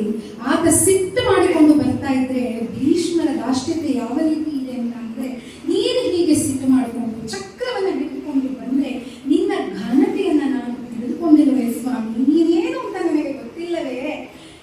ಇದನ್ನ ನೋಡಿದಂತಹ 4 ಜನ ನೋಡ ನಗೋದಿಲ್ಲವೆ ಅಂತ ನಾವು ಹೇಳೋದಿಲ್ವೇ? ಅದೇ ರೀತಿ ಯೋಗಿಗಳು ಎಲ್ಲ ಇದನ್ನು ನೋಡಿ ನಗೋದಿಲ್ವೇ? ಕೈ ಹೊಯ್ದು ತಮ್ಮೊಳಗೆ ತಾವು ನಗೋದಿಲ್ಲವೇ ಸ್ವಾಮಿ? ಏನಂತ ನಗ್ತಾರೆ ಅಂದ್ರೆ, ಮಾನವರು ಕಡು ಮೂರ್ಖರು, ಅದಕ್ಕೆ ನಾವು ಮಾನವರಾಗಿ ಹುಟ್ಟುಕೋಬಹುದು. ಅಂತಹ ಮೂರ್ಖರು ಮಾನವರಾಗಿ ಭಗವಂತನು ಅದೇ ರೀತಿ ಅಹಂಕಾರವನ್ನ ತಾಳಿ ಭೀಷ್ಮರ ಮೇಲೆ ಚಕ್ರವನ್ನ ಹಿಡಿದುಕೊಂಡು ಹೋಗ್ತಾ ಇದ್ದಾರಲ್ಲ ಅಂತ ಅವರೆಲ್ಲರೂ ಅಂದುಕೊಳ್ಳಲಿದೆ. ಮಹಾಮಹಿಮನಪ್ಪ ನೀನು, ಅಂತರ್ಬಹಿಷ್ಠ ಯತ್ಸರ್ವಂ, ಎಲ್ಲವೂ ಯಾಕೆ ನಾರಾಯಣನೇ ಎಲ್ಲ ಕಡೆ ಇರುವುದು ಅಲ್ಲವೇ? ಅಂತಹ ನಾರಾಯಣ ನೀನು, ವಿಷ್ಣು ವ್ಯಾಪ್ನೋತಿ ಇತಿ ವಿಷ್ಣು, ಅಂತಹ ವಿಷ್ಣು ನೀನು ಯಾಕೆ ಈ ರೀತಿ ಮಾಡ್ತಾ ಇದ್ದೀಯ? ನನ್ನ ಮೇಲೆ ಕರುಣೆ ಇರಲಿ ಅಂತ ಮುಂದುವರಿಸಿ ಭಕ್ತಾಗ್ರಗಣ್ಯ ಯಾಕೆ ಭೀಷ್ಮರು ಅನ್ನೋದನ್ನು ನಿರೂಪಿಸ್ತಾರೆ. ದೇವ ನೀಡಿದ ಕೊಲುವಡೆಯು ನಾಸಾವನೆ ತಾ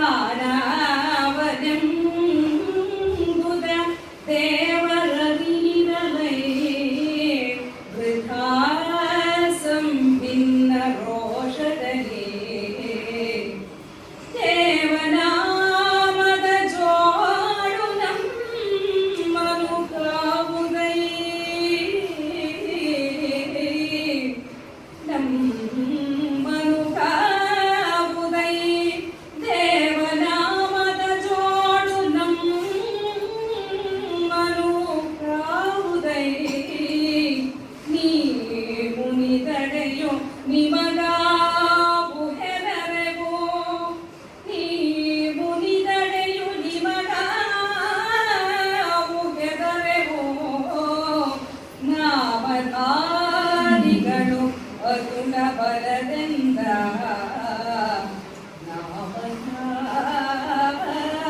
ನಾಮಧಾರಿಗಳು ಅತುಲ ಬಲದಿಂದ ಭಕ್ತಿಯ ಕ್ರಾಂತಿ ಆಗ್ತಾ ಇದ್ದಂತಹ ಕಾಲ ಕುಮಾರವ್ಯಾಸ ಕವಿಯ ಕಾಲ ಆಗಿದೆ. ಎಲ್ಲ ಬೇರೆ ಬೇರೆ ಸಾಹಿತ್ಯಗಳಲ್ಲಿಯೂ ಸಹ ಸಾಮ್ಯವನ್ನು ಕಾಣಬಹುದು. ಎನಗಿಂತ ಕಿರಿಯರಿಲ್ಲ, ಶಿವಭಕ್ತರಿಗಿಂತ ಹಿರಿಯರಿಲ್ಲ, ನಿನ್ನ ಪಾದ ಸಾಕ್ಷಿ ಕೂಡಲ ಸಂಗಮ ದೇವ ಅಂತ ಹೇಳುವಂತೆಯೇ ಪ್ರಹ್ಲಾದ ಹರಿ ನಾಮಸ್ಮರಣೆಯನ್ನು ಮಾಡ್ತಾ ಇದ್ದ ಅನ್ನೋ ಒಂದು ಕಾರಣದಿಂದ ಎಷ್ಟೆಲ್ಲ ಅವನ ತಂದೆ ಕಷ್ಟಪಟ್ಟರು ಅವನನ್ನು ಕೊಲ್ಲೋದಕ್ಕೆ, ಒಂದು ರೋಮವನ್ನು ಅಲುಗಾಡಿಸೋದಕ್ಕೆ ಆಯಿತು. ಅಂದ ಮೇಲೆ ಆ ನಾಮಸ್ಮರಣದ ಜೋಡು ಬಲ ಜೊತೆ ನಮಗೂ ಇದೆ ಅಲ್ಲವ ಸ್ವಾಮಿ. ನೀನು ಈ ರೀತಿ ಸಿಟ್ಟು ಮಾಡಿಕೊಂಡು ಬಂದು ಕೊಲ್ಲಬೇಕು ಅಂತ ಅಂದುಕೊಂಡ್ರು ಸಹ ದಿಟ ಸತ್ಯವಾಗಿ ನಾನು ಸಾಯ್ತೀನ. ನಾಮಸ್ಮರಣೆಯ ಬಲ ನನಗೆ ಇಲ್ಲವೇ? ಸುಮ್ಮನೆ ವ್ಯರ್ಥ ವೃಥಾ ಈ ರೀತಿಯ ಕೆಟ್ಟ ಕೋಪದಲ್ಲಿ ಯಾಕೆ ನೀನು ಬರ್ತಾ ಇದ್ದೀಯ? ನಾಮಸ್ಮರಣೆಯ ಬಲ ಅದನ್ನ ಬಿಟ್ಟು ಬೇರೆ ಮಾರ್ಗವಿಲ್ಲದಂತೆ ನಮಗೆ ರಕ್ಷಾ ಕವಚವಾಗಿ ನಾಮಸ್ಮರಣ ಇದೆ ಅಂತ ಹೇಳಿ ನಿನ್ನ ಹಂಗೇ ಬೇಡ ಅಂತ ಹೇಳುವುದು. ಭಂಗವಲ್ಲಿದು ನಿನ್ನ ಘನತೆಗೆ ದಿಂಗರಿದರೆ ಮಿಗಿಲು ನಿನಗೆಯೋ ದಿಂಗರಿದರೆ ಬಲ್ಲಿದರು ದಾಕ್ಷಿಣ್ಯವೇ ನಿನಗೆ ಮಂಗಳಾತ್ಮಕ ಕೇಳು ಮಂಗಳಾತ್ಮಕ ಕೇಳು ನಿನ್ನಯ ಭಂಗನೊಲ್ಲೆನು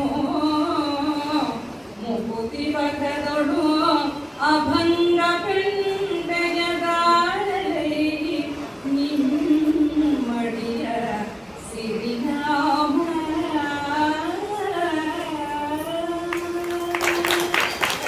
ನಿನ್ನ ಘನತೆಗೆ ತಕ್ಕುದಾದಂತಹ ವರ್ತನೆ ಇದಲ್ಲ ಸ್ವಾಮಿ. ನಿನಗಿಂತಲೂ ನಿನ್ನ ಕಿಂದರಿಗರು ಅಂದರೆ ನಿನ್ನ ದಾಸರು, ಸೇವಕರು, ಭಕ್ತರೇ ಮಿಗಿಲು. ಯಾಕೆ ಅಂದರೆ ನೀನು ಭಕ್ತರ ಅಧೀನನಾಗಿರ್ತೀಯಲ್ಲ, ಭಕ್ತ ವತ್ಸಲ ತಾನೇ ನೀನು, ಭಕ್ತರ ಅಧೀನ. ಹಾಗಾಗಿ ನಿನಗಿಂತಲೂ ಶ್ರೇಷ್ಠರು ಯಾರು ಅಂದರೆ ನಿನಗಿಂತಲೂ ಕಿಂದರಿಗರೇ ಮೇಲು. ಇದನ್ನು ಹೇಳೋದಕ್ಕೆ ಯಾವ ದಾಕ್ಷಿಣ್ಯ ನಿರ್ದಾಕ್ಷಿಣ್ಯವಾಗಿ ಸತ್ಯವನ್ನು ಹೇಳ್ತಾ ಇದ್ದೀನಿ ಸ್ವಾಮಿ. ಮಂಗಳಾತ್ಮಕ ನೀನು ಕೇಳಪ್ಪ, ಕೇಳ್ತಂದೆ. ನಿನ್ನ ಹಂಗೆ ಬೇಡ ನೀನ್ಯಾಕೋ, ನಿನ್ನ ಹಂಗ್ಯಾಕೋ, ನಿನ್ನ ನಾಮದ ಬಲ ಒಂದಿದ್ದರೆ ಸಾಕು. ಅದೇ ಮಾತನ್ನು ಹೇಳುವಂಥದ್ದು. ಹಂಗನೊಲ್ಲೆನು ಮುಕುತಿ ಪಥಗಳು. ಮುಕ್ತಿಯ ಪಥ ಏನಿದೆ ಅದಕ್ಕೆ ಚಿತ್ತಶುದ್ಧಿ, ಜ್ಞಾನ ಎರಡೇ ಮೋಕ್ಷಕ್ಕೆ ಸಾಧನ. ಚಿತ್ತಶುದ್ಧಿಗೆ ಬೇಕಾಗಿರುವಂಥದ್ದು ನಾಮಸ್ಮರಣೆ. ನಿನ್ನ ಹಂಗ ನನಗೆ ಬೇಡ ಬೇಡ ಬೇಡ. ಈ ರೂಪ ಆಕೃತಿ ನಿನ್ನ ಆಯುಧ ಯಾವ ಅವಶ್ಯಕತೆಯೂ ನನಗಿಲ್ಲ. ನಿನ್ನ ನಾಮಸ್ಮರಣೆಯೇ ನನ್ನ ರಕ್ಷಾ ಕವಚ. ಗರಡಿರು ಅನ್ನುವಂತಹ ಒಂದು ಪಂಗಡದವರು ಭಗವಂತನಿಗಾಗಿ ಆತ್ಮಾಹುತಿಯನ್ನು ಮಾಡಿಕೊಳ್ತಾ ಇದ್ದಂಥವರು, ಆತ್ಮಾರ್ಪಣೆಯನ್ನು ಮಾಡಿಕೊಳ್ತಾ ಇದ್ದಂತಹ ಆ ಪಂಗಡದ ಜನ ಏನಿದ್ರು ಭಕ್ತರು, ಅವರು ತಮ್ಮ ಎಡಗಾಲಿನಲ್ಲಿ ಧರಿಸ್ತಾ ಇದ್ದಂತಹ ಆಯುಧ ಪೆಂಡೆ. ಆ ಪೆಂಡೆಯನ್ನ ಧೈರ್ಯವಾಗಿ ಧರಿಸಿರುವಂತಹ ಆಳು ನಾನು. ನಾಮ ಸ್ಮರಣೆಯ ರಕ್ಷಾ ಕವಚ ಇರುವಂತಹವನಪ್ಪ ನಾನು. ನಿನ್ನ ಹಂಗೆ ಬೇಡ, ಕೊಲ್ಲಬೇಕಾ ಕೊಲ್ಲು. ಕಳುಹಿ ತಡೆಯುವುದು ಖಾದಿಯನು ನೀ ಮುಡುಗಿ ಕೊಂಬುದು ತೇಜವನು ದಿಟ ಕೊಲುವ ಮನವೇ ಬಿಸುಡು ಚಕ್ರವನು ಎನ್ನ ಕಾಯದಲ್ಲಿ ಅಡುಗಿ ಹೂತಲು ಹರಿದುದಾದರೆ ಅಡುಗಿ ಕೂದಲು ಹರಿದುದಾದರೆ ಬಳಿಕನ ಡಿಂಗಡಿಗಳಲ್ಲ ಈ ಕಡಕಡಗೆ ನಾರಂಜುವವನೇ ಈ ಕಡಕಡಗೆ ನಾರಂಜುವವನೇ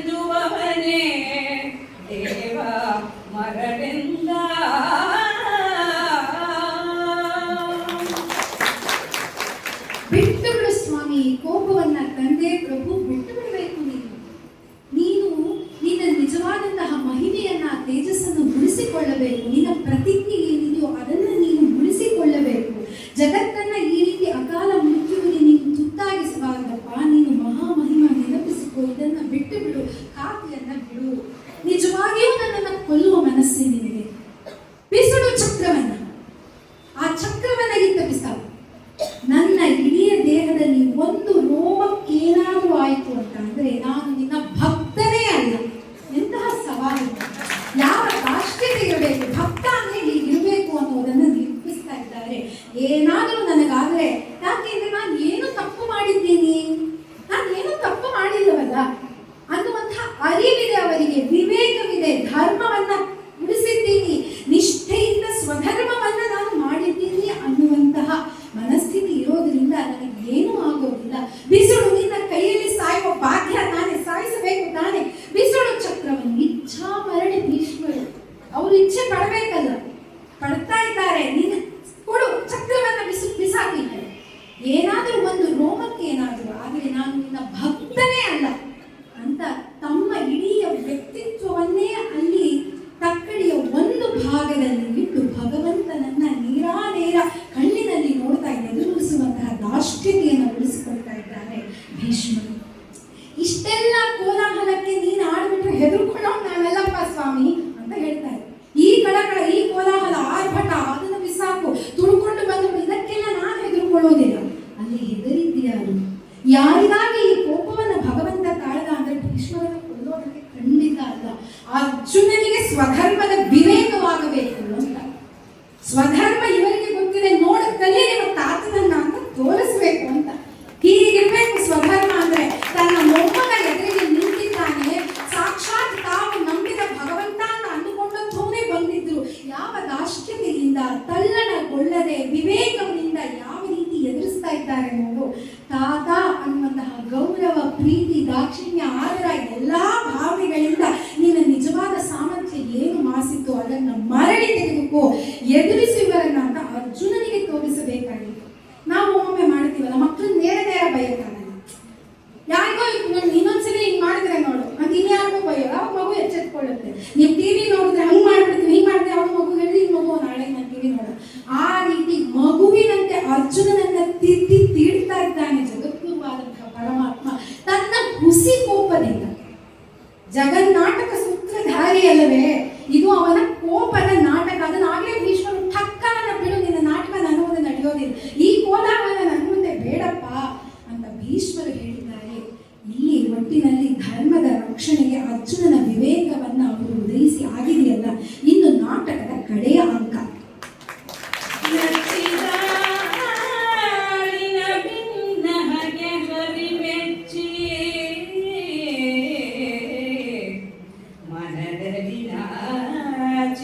ಚಕ್ರವ ಮುಚ್ಚಿದನು, ಮುರಿದನು ಕಿರೀಟಿಯ ರಥದ ಹೊರೆಗಾಗಿ. ಬೆಚ್ಚಿ ಬೆದರುವ ಸೇನೆಗೆ ಅಭಯವ ಹಚ್ಚಿಕೊಟ್ಟನು.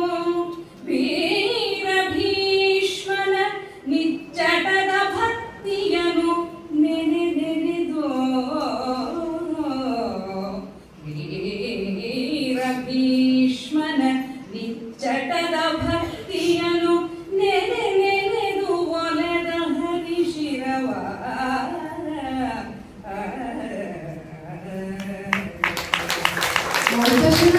ಭಾವಕ್ಕೆ ಒತ್ತಾಸೆಯಾಗಿ ನಿಲ್ಲುವಂತೆ ಆ ಚಕಾರ, ಸಜಾತಿಯ ಒತ್ತಕ್ಷರಗಳ ಬಳಕೆ ನೋಡಿ ನಚ್ಚಿದಾಳಿನ ಭಿನ್ನಕ್ಕೆ ತನ್ನನ್ನೇ ನಂಬಿಕೊಂಡಿರುವಂತಹ ಆ ಭಕ್ತನ ಭಿನ್ನಹ ಏನಿತ್ತು, ಬಿಡು ಕೋಪವನ್ನ ಅನ್ನುವಂತಹ ಭಿನ್ನಹ ಏನಿತ್ತು, ಅದನ್ನ ಮೆಚ್ಚಿ, ಅದನ್ನ ಒಪ್ಪಿ, ಮನದಲ್ಲಿ ನಾಚಿ.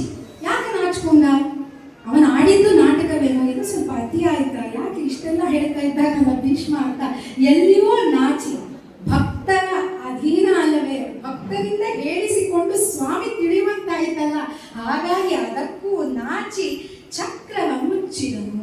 ಅಂತರ್ಧಾನವಾಯಿತು. ಚಕ್ರ ಧರಿಸಿರುವಂಥದ್ದಲ್ಲ, ಅಥವಾ ನಾವು ಅಂದುಕೊಂಡು ಹಾಗೆ ಎಲ್ಲೋ ಯಾವುದೋ ಜೋಬಲ್ಲಿ ಇಟ್ಕೊಂಡು ಆಗ ತೆಗೆಯುವಂಥದ್ದಲ್ಲ ಅಲ್ಲವೇ ಚಕ್ರ. ಅವನು ಸ್ಮರಿಸಿದಾಗ ಆ ಸುದರ್ಶನ ಒಲಿಯುವಂಥದ್ದಲ್ಲವೇ. ಆ ರೀತಿ ಚಕ್ರವನ್ನು ಮುಚ್ಚಿ ಕೋಪವನ್ನು ತಗ್ಗಿಸಿಕೊಂಡಿದ್ದಾರೆ. ಇದ್ದಾನೆ ಭಗವಂತ. ಇನ್ನು ಮುಂದೆ ತನ್ನ ಸ್ವಧರ್ಮ, ತಾನು ಅಲ್ಲಿ ಸಾರಥಿ ಅಲ್ಲವೇ. ಹಾಗಾಗಿ ಅರ್ಜುನನ ರಥದ ಕಡೆಗೆ ಹೋಗಿ ತಾನು ಆಗಲೇ ಬಿಸುತ್ತಿದ್ದಂತಹ ಚಾಟಿ ಎಲ್ಲವನ್ನ, ಆ ಕುದುರೆಯ ಎಲ್ಲವನ್ನ, ಲಗಾಮನ್ನ ಹಿಡಿದುಕೊಂಡು ಸಜ್ಜಾಗಿ ನಿಂತು ಹೆದರ್ಕೊಂಡು ಬಿಟ್ಟಿದ್ದಾರೆ. ಕಗ್ಗತ್ತಲೆ ಆಯಿತು, ಸೂರ್ಯ ಚಂದ್ರನೇ ಕಾಣ್ತಾ ಇರಲಿಲ್ಲ. ಕೃಷ್ಣನಿಗೆ ಏನಾಯ್ತು, ಏನಾಗ್ತಿದೆ, ಇಡೀ ಯುದ್ಧ ರಂಗದ ಸ್ಥಿತಿ ಇವನಿಗೂ ಏನಾಗಿರ್ಬೇಡ, ಎಲ್ಲರಿಗೂ ಅಭಯವನ್ನ ಕೊಡ್ತಾನೆ. ಏನಾಗಿಲ್ಲ, ನೀವೆಲ್ಲರೂ ಸಹ ಅದೇ ಉತ್ಸಾಹದಿಂದ ಮರಳಿ ಯುದ್ಧವನ್ನ ಮಾಡಬೇಕು ಅಂತ ಎಲ್ಲರಿಗೂ ಪ್ರೇರೇಪಣೆಯನ್ನ ಕೊಟ್ಟು ಹಚ್ಚಿಕೊಟ್ಟು ವೀರ ಭೀಷ್ಮನ ಅಚಲವಾದಂತಹ ನಿಶ್ಚಲವಾದಂತಹ ಭಕ್ತಿ ಎಂಥದ್ದು ಅಂತ ಮತ್ತೆ ಮತ್ತೆ ಮತ್ತೆ ಮೆಲುಕು ಹಾಕ್ತಾನಂತೆ. ಎಂತಹ ಧರ್ಮಪ್ರಜ್ಞೆ, ಎಂತಹ ಸ್ಥಿತಪ್ರಜ್ಞೆ, ಏನು ಧರ್ಮನಿಷ್ಠೆ ಇತ್ತು, ಎಂತಹ ಸ್ವಾಭಿಮಾನಿ ಅಂತ ನನ್ನ ಭಕ್ತ ಅಲ್ಲವೇ ಅಂತ ಮತ್ತೆ ಮತ್ತೆ ತಲೆದೂಗಿದ ಯುದ್ಧವನ್ನು ಮುಂದುವರಿಸ್ತಾ ಇದ್ದಾನೆ ಭಗವಂತ. ಇದಿಷ್ಟು ಇಲ್ಲಿ ನಡೆದಿದೆ ಅಂತ ಅಂದ ಮೇಲೆ ಅತಿ ದೈವಿಕವಾದಂತಹ ಬ್ರಹ್ಮನ ಮನಸ್ಸಿನಲ್ಲಿ ಏನ್ ನಡೀತು ಆ ವರ್ಣನೆಯನ್ನು ಕೇಳೋಣ. ಮೃತ್ಯು ಲೋಕಕ್ಕೆ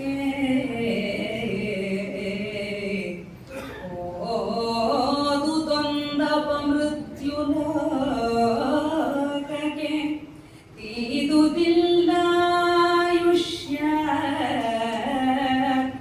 ಮಹದಪವಾದ ದೇವಂಗಾಗಿ ತಪ್ಪಿತು ಮುಚ್ಚುಮರೆಗೆ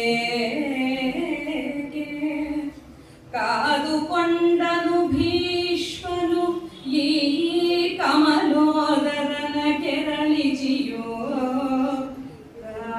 ಕಾದುಕೊಂಡನು ಭೀಷ್ಮನು ಈ ಕಮಲೋದರನ ಕೆರಳಿಚಿಯೋ.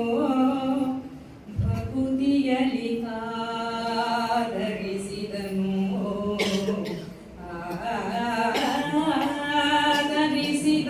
ಭಕುತಿಯಲಿ ಪುಣ್ಯವೆಂದನು ಕಮಲ ಭವನನುತ. ಭೂಮಿಯ ಭಾರವನ್ನ ಕಡಿಮೆ ಮಾಡಬೇಕು ಅಂತ ಅವತಾರವನ್ನ ತಾಳಿರುವಂತಹ ಭಗವಂತ ಜಗದ್ರಕ್ಷಕ ಭೂಮಿಯೆಲ್ಲ ವಿಶ್ವವೇ ಇಲ್ಲದ ಹಾಗೆ ಮಾಡಿಬಿಡ್ತಾ ಇದ್ದನಲ್ಲ. ಇವ ಸ್ವಲ್ಪ ಹೊತ್ತಾಗಿದ್ದಿದ್ರೆ ಎಂತಹ ಅಕಾಲ ಮೃತ್ಯು ಅಲ್ವಾ ಲೋಕಕ್ಕೆ, ಸದ್ಯಾದ ತಪ್ಪುದಲ್ಲ ಅಂತ ಬ್ರಹ್ಮ ಅಂದುಕೊಳ್ತಾ ಇರುವಂಥದ್ದು. ಯಾಕೆ ಈ ರೀತಿ ಆಯ್ತು ಅಂದ್ರೆ ಲೋಕಕ್ಕೆ ಇನ್ನೂ ಆಯುಷ್ಯ ಇತ್ತು, ಇನ್ನು ಎಲ್ಲರಿಗೂ ಪುಣ್ಯ ಇತ್ತು. ಹಾಗಾಗಿ ಸದ್ಯ ಲೋಕ ಉಳಿದುಕೊಂಡು ಬಿಡ್ತು. ಹೇಗೆ ಲೋಕ ಉಳಿದುಕೊಳ್ತು ಅಂದ್ರೆ ಭೀಷ್ಮರ ಸ್ಥಿತಪ್ರಜ್ಞತೆಯಿಂದ ಲೋಕ ಉಳಿತು. ಅರ್ಜುನನಿಗೆ ಬುದ್ಧಿ ಕಲಿಸಬೇಕು ಅಂತ ಕೃಷ್ಣ ಆಡಿದ ನಾಟಕಕ್ಕೆ ಇಂಧನದ ಹಾಗೆ ಭೀಷ್ಮರೇನಾದ್ರೂ ರೋಷವನ್ನ ಮತ್ತಷ್ಟು ತರಿಸಿದ್ದಿದ್ರೆ ಏನಾಗಿರ್ತಾ ಇತ್ತು? ಜಗದ್ರಕ್ಷಕನಿಂದ ಲೋಕ ನಾಶವಾಗಿ ಹೋಗ್ತಾ ಇತ್ತು. ಆಯುಧವನ್ನೇ ಹಿಡಿಯುವುದಿಲ್ಲ ಅಂತ ಹೇಳಿದಂತಹ ಭಗವಂತ ತಾನೇ ನಿಂತು 18 ಅಲ್ಲ ಇಡೀ ಲೋಕ, ಅಕ್ಷೋಹಿಣಿ ಸೈನ್ಯವನ್ನು ಬಿಡಿ ಇಡೀ ಲೋಕವನ್ನೇ ನಾಶ ಮಾಡಿಬಿಡ್ತಾ ಇದ್ನಲ್ಲ. ಎಂತಹ ಅಪಮೃತ್ಯು ತಪ್ಪಿತಲ್ಲ ಸದ್ಯ ಅಂತ ಉಸಿರು ಬಿಡುವ ಹಾಗೆ ಆಗಿದೆ ಬ್ರಹ್ಮನಿಗೆ, ಗರ್ಭನಿಗೆ ಈ ಪರಿಸ್ಥಿತಿ ಬಂದಿದೆ. ಕಾದುಕೊಂಡನು ಭೀಷ್ಮ. ಇದಿಷ್ಟು ಆಗಬೇಕು ಅಂದ್ರೆ ಆ ಪುಣ್ಯಾತ್ಮ ಭೀಷ್ಮನ ಆ ಸ್ಥಿತಪ್ರಜ್ಞತೆಯಿಂದಲೇ ಕಾರಣಪ್ಪ. ಅವನು ಭಕ್ತಿಯಿಂದ ಇಡೀ ಲೋಕವನ್ನ ಉಳಿಸಿಬಿಟ್ನಲ್ಲ, ಅವನೇ ಪುಣ್ಯವಂತ ಅಂತ ಬ್ರಹ್ಮ ಹೊಗಳ್ತಾ ಇರುವಂಥದ್ದು ಭೀಷ್ಮನನ್ನು. ಪುಣ್ಯವಂತರ ಪಾಡಿ ಏನು ಅಂತ ಡಿವಿಜಿಯವರು ಹೇಳ್ತಾರೆ. ಅದನ್ನ ಕೇಳಿ ಇಂದಿನ ಕಾರ್ಯಕ್ರಮವನ್ನ ನಾವು ಸಂಪನ್ನಗೊಳಿಸೋಣ. ತನ್ನ ಶಕ್ತಿಯ ನಡೆದು ತನ್ನ ಗುಣಗಳ ಬಗೆದು ಸನ್ನಿವೇಶದ ಸೂಕ್ಷ್ಮ ಅರಿತು ಧೃತಿಗಳೆದು ತನ್ನ ಕರ್ತವ್ಯ ಪರಿಧಿಯ ಮೀರರಚ್ಚುಕಿಸಿ ಪುಣ್ಯಶಾಲಿಯ ಪಾಡು ಮಂಕುತಿಮ್ಮ. ಇದೇ ಅಲ್ಲವೇ ಸ್ವಧರ್ಮ. ಇಡೀ ಈ ಕಥಾಭಾಗದಲ್ಲಿ ಏನು ಸ್ವಾರಸ್ಯ ಮೌಲ್ಯ ಅಡಗಿ ಕೂತಿತ್ತು ಅದೆಲ್ಲವನ್ನ 4 ಸಾಲಿನಲ್ಲಿ ದೇವಿಜಿಯವರು ಕೊಡ್ತಾರೆ. ತನ್ನ ಶಕ್ತಿ ಸಾಮರ್ಥ್ಯ ಗುಣ ಏನು ಅನ್ನುವಂತಹ ಚೌಕಟ್ಟನ್ನು ಕಂಡುಕೊಳ್ಳುವುದೇ ಎಂಥ ಪುಣ್ಯವಂತರಿಗೆ ಸಾಧ್ಯ. ಎಷ್ಟು ಕಷ್ಟ ಅದನ್ನ ಕಂಡುಕೊಂಡು ಸನ್ನಿವೇಶ, ಎಂತಹ ಸನ್ನಿವೇಶ ಒದಗಿದ್ದದ್ದು. ಭಗವಂತ ಸಿಟ್ಟು ಮಾಡ್ಕೊಂಡು ನಿಂತು ಬಿಟ್ಟಿದ್ದಾನೆ ಚಕ್ರಿಯಾಗಿ. ಅಂತಹ ಸನ್ನಿವೇಶದಲ್ಲಿ ಧೃತಿಗೆಡದೆ ಏನನ್ನ ಮಾಡಬೇಕು ಅಂತ ಕಂಡುಕೊಂಡು ಭಕ್ತಿಯಿಂದ ಭಗವಂತನನ್ನ ಚಕ್ರವನ್ನ ಸುದರ್ಶನವನ್ನ ಗೆದ್ದ ಆ ಭೀಷ್ಮರ ಕೃಷ್ಣನ ಈ ಕಥಾನಕದಿಂದ ನಮಗೆ ಸುದರ್ಶನವಾಗಿರುವುದರಲ್ಲಿ ಅನುಮಾನವಿಲ್ಲ. ಸುದರ್ಶನ ಅಂದ್ರೆ ಏನು? ಪ್ರಸ್ಫುಟವಾದ ಕಾಣಿಕೆ. ಅರ್ಜುನನಿಗೆ ತನ್ನ ಸ್ವಧರ್ಮದ ದರ್ಶನವಾಗಿದೆ. ಭೀಷ್ಮರ ಭಕ್ತಿಯ ದರ್ಶನ ಎಲ್ಲರಿಗೂ ಆಗಿದೆ. ಕೃಷ್ಣನ ಜಗದ್ರಕ್ಷಕನೇ ಕಾಲ ಭೈರವನಾದರೆ ಹೇಗಾಗತ್ತೆ ಅನ್ನುವಂತಹ ದರ್ಶನವಾಗಿದೆ. ಇದಿಷ್ಟೂ ದರ್ಶನಗಳು ಅವರ ಆ ಸ್ಥಿತಪ್ರಜ್ಞತೆ ಎಲ್ಲವೂ ನಮಗೂ ಆದರ್ಶವಾಗಿ ಜೀವನದಲ್ಲಿ ಕಾಣಿಕೆಯಾಗಲಿ ಅಂತ ಭಾವಿಸ್ತಾ ಮಂಗಳ ಪದ್ಯದೊಂದಿಗೆ ಇಂದಿನ ಕಾರ್ಯಕ್ರಮವನ್ನು ಸಂಪನ್ನಗೊಳಿಸ್ತಾ ಇದ್ದೇವೆ. ಆಗಲೇ ಹೇಳಿದ ಹಾಗೆ ತುಮಕೂರು ನನಗೊಂದು ತೊಟ್ಟಿ ಇದ್ದ ಹಾಗೆ. ಕಾರಣ ಈ ಗಮಕ ಕ್ಷೇತ್ರಕ್ಕೆ ನಾನು ಆಸೆಪಟ್ಟು ಬಂದು ಏನೋ ನನಗೆ ಗೊತ್ತಿಲ್ಲ, ಆದರೆ ಆ ಪ್ರಪ್ರಥಮ ಮಕ್ಕಳ ಗಮಕ ಸಮ್ಮೇಳನದ ಗೋಷ್ಠಿಗಳು ಏನಿದ್ವು ಅದೇ ಇವತ್ತು ನನಗೆ ಈ ಗಮಕದ ಮೇಲೆ ಪ್ರೀತಿಯನ್ನು ಉಳಿಸಿಕೊಟ್ಟಿರುವಂಥದ್ದು. ಈ ಕ್ಷೇತ್ರಕ್ಕೆ ನನಗೆ ಈ ತುಮಕೂರೇ ಸರ್ವಸ್ವ. 12 ವರ್ಷದ ಹಿಂದೆ ಬಂದಿದ್ದೆ, ಮತ್ತೆ ಇವತ್ತು ಬರುವಂತಹ ಸುಯೋಗವನ್ನು ಎಲ್ಲರೂ ನನಗೆ ಕಲ್ಪಿಸಿಕೊಟ್ಟಿದ್ದೀರಿ. ಬಹಳ ಆಸಕ್ತಿಯಿಂದ ಸಹನೆಯಿಂದ ಎಲ್ಲರೂ ಒಂದಾಗಿ ಕಾರ್ಯಕ್ರಮವನ್ನು ಆಲಿಸಿದ್ದೀರಿ. ಸಮಸ್ತರಿಗೂ ಸಹ ಎಲ್ಲರಿಗೂ ಸಹ ಹೃತ್ಪೂರ್ವಕವಾದಂತಹ ಧನ್ಯವಾದಗಳನ್ನು ಮನಸ್ಸಾರದಿಂದ ಅರ್ಪಿಸ್ತಾ ಮಂಗಳ ಪದ್ಯದೊಂದಿಗೆ ಕಥಾಭಾಗವನ್ನು ಸಂಪನ್ನಗೊಳಿಸ್ತಾ ಇದ್ದೇವೆ. ಶ್ರೀ ಕೃಷ್ಣಾರ್ಪಣಮಸ್ತು. ಕಾಲೇ ವರ್ಷತು ಪರ್ಜನ್ಯಃ ಪೃಥ್ವೀ ಸಸ್ಯಶಾಲಿನಿ ದೇಶೋಯಂ ಕ್ಷೋಭರಹಿತಃ ಸಜ್ಜನಾಃ ಸಂತು ನಿರ್ಭಯಾಃ ಸರ್ವೇ ಜನಾಃ ಸುಖಿನೋ ಭವಂತು ಸಮಸ್ತ ಸನ್ಮಂಗಳಾನಿ ಭವಂತು. ಶ್ರೀ ಕೃಷ್ಣ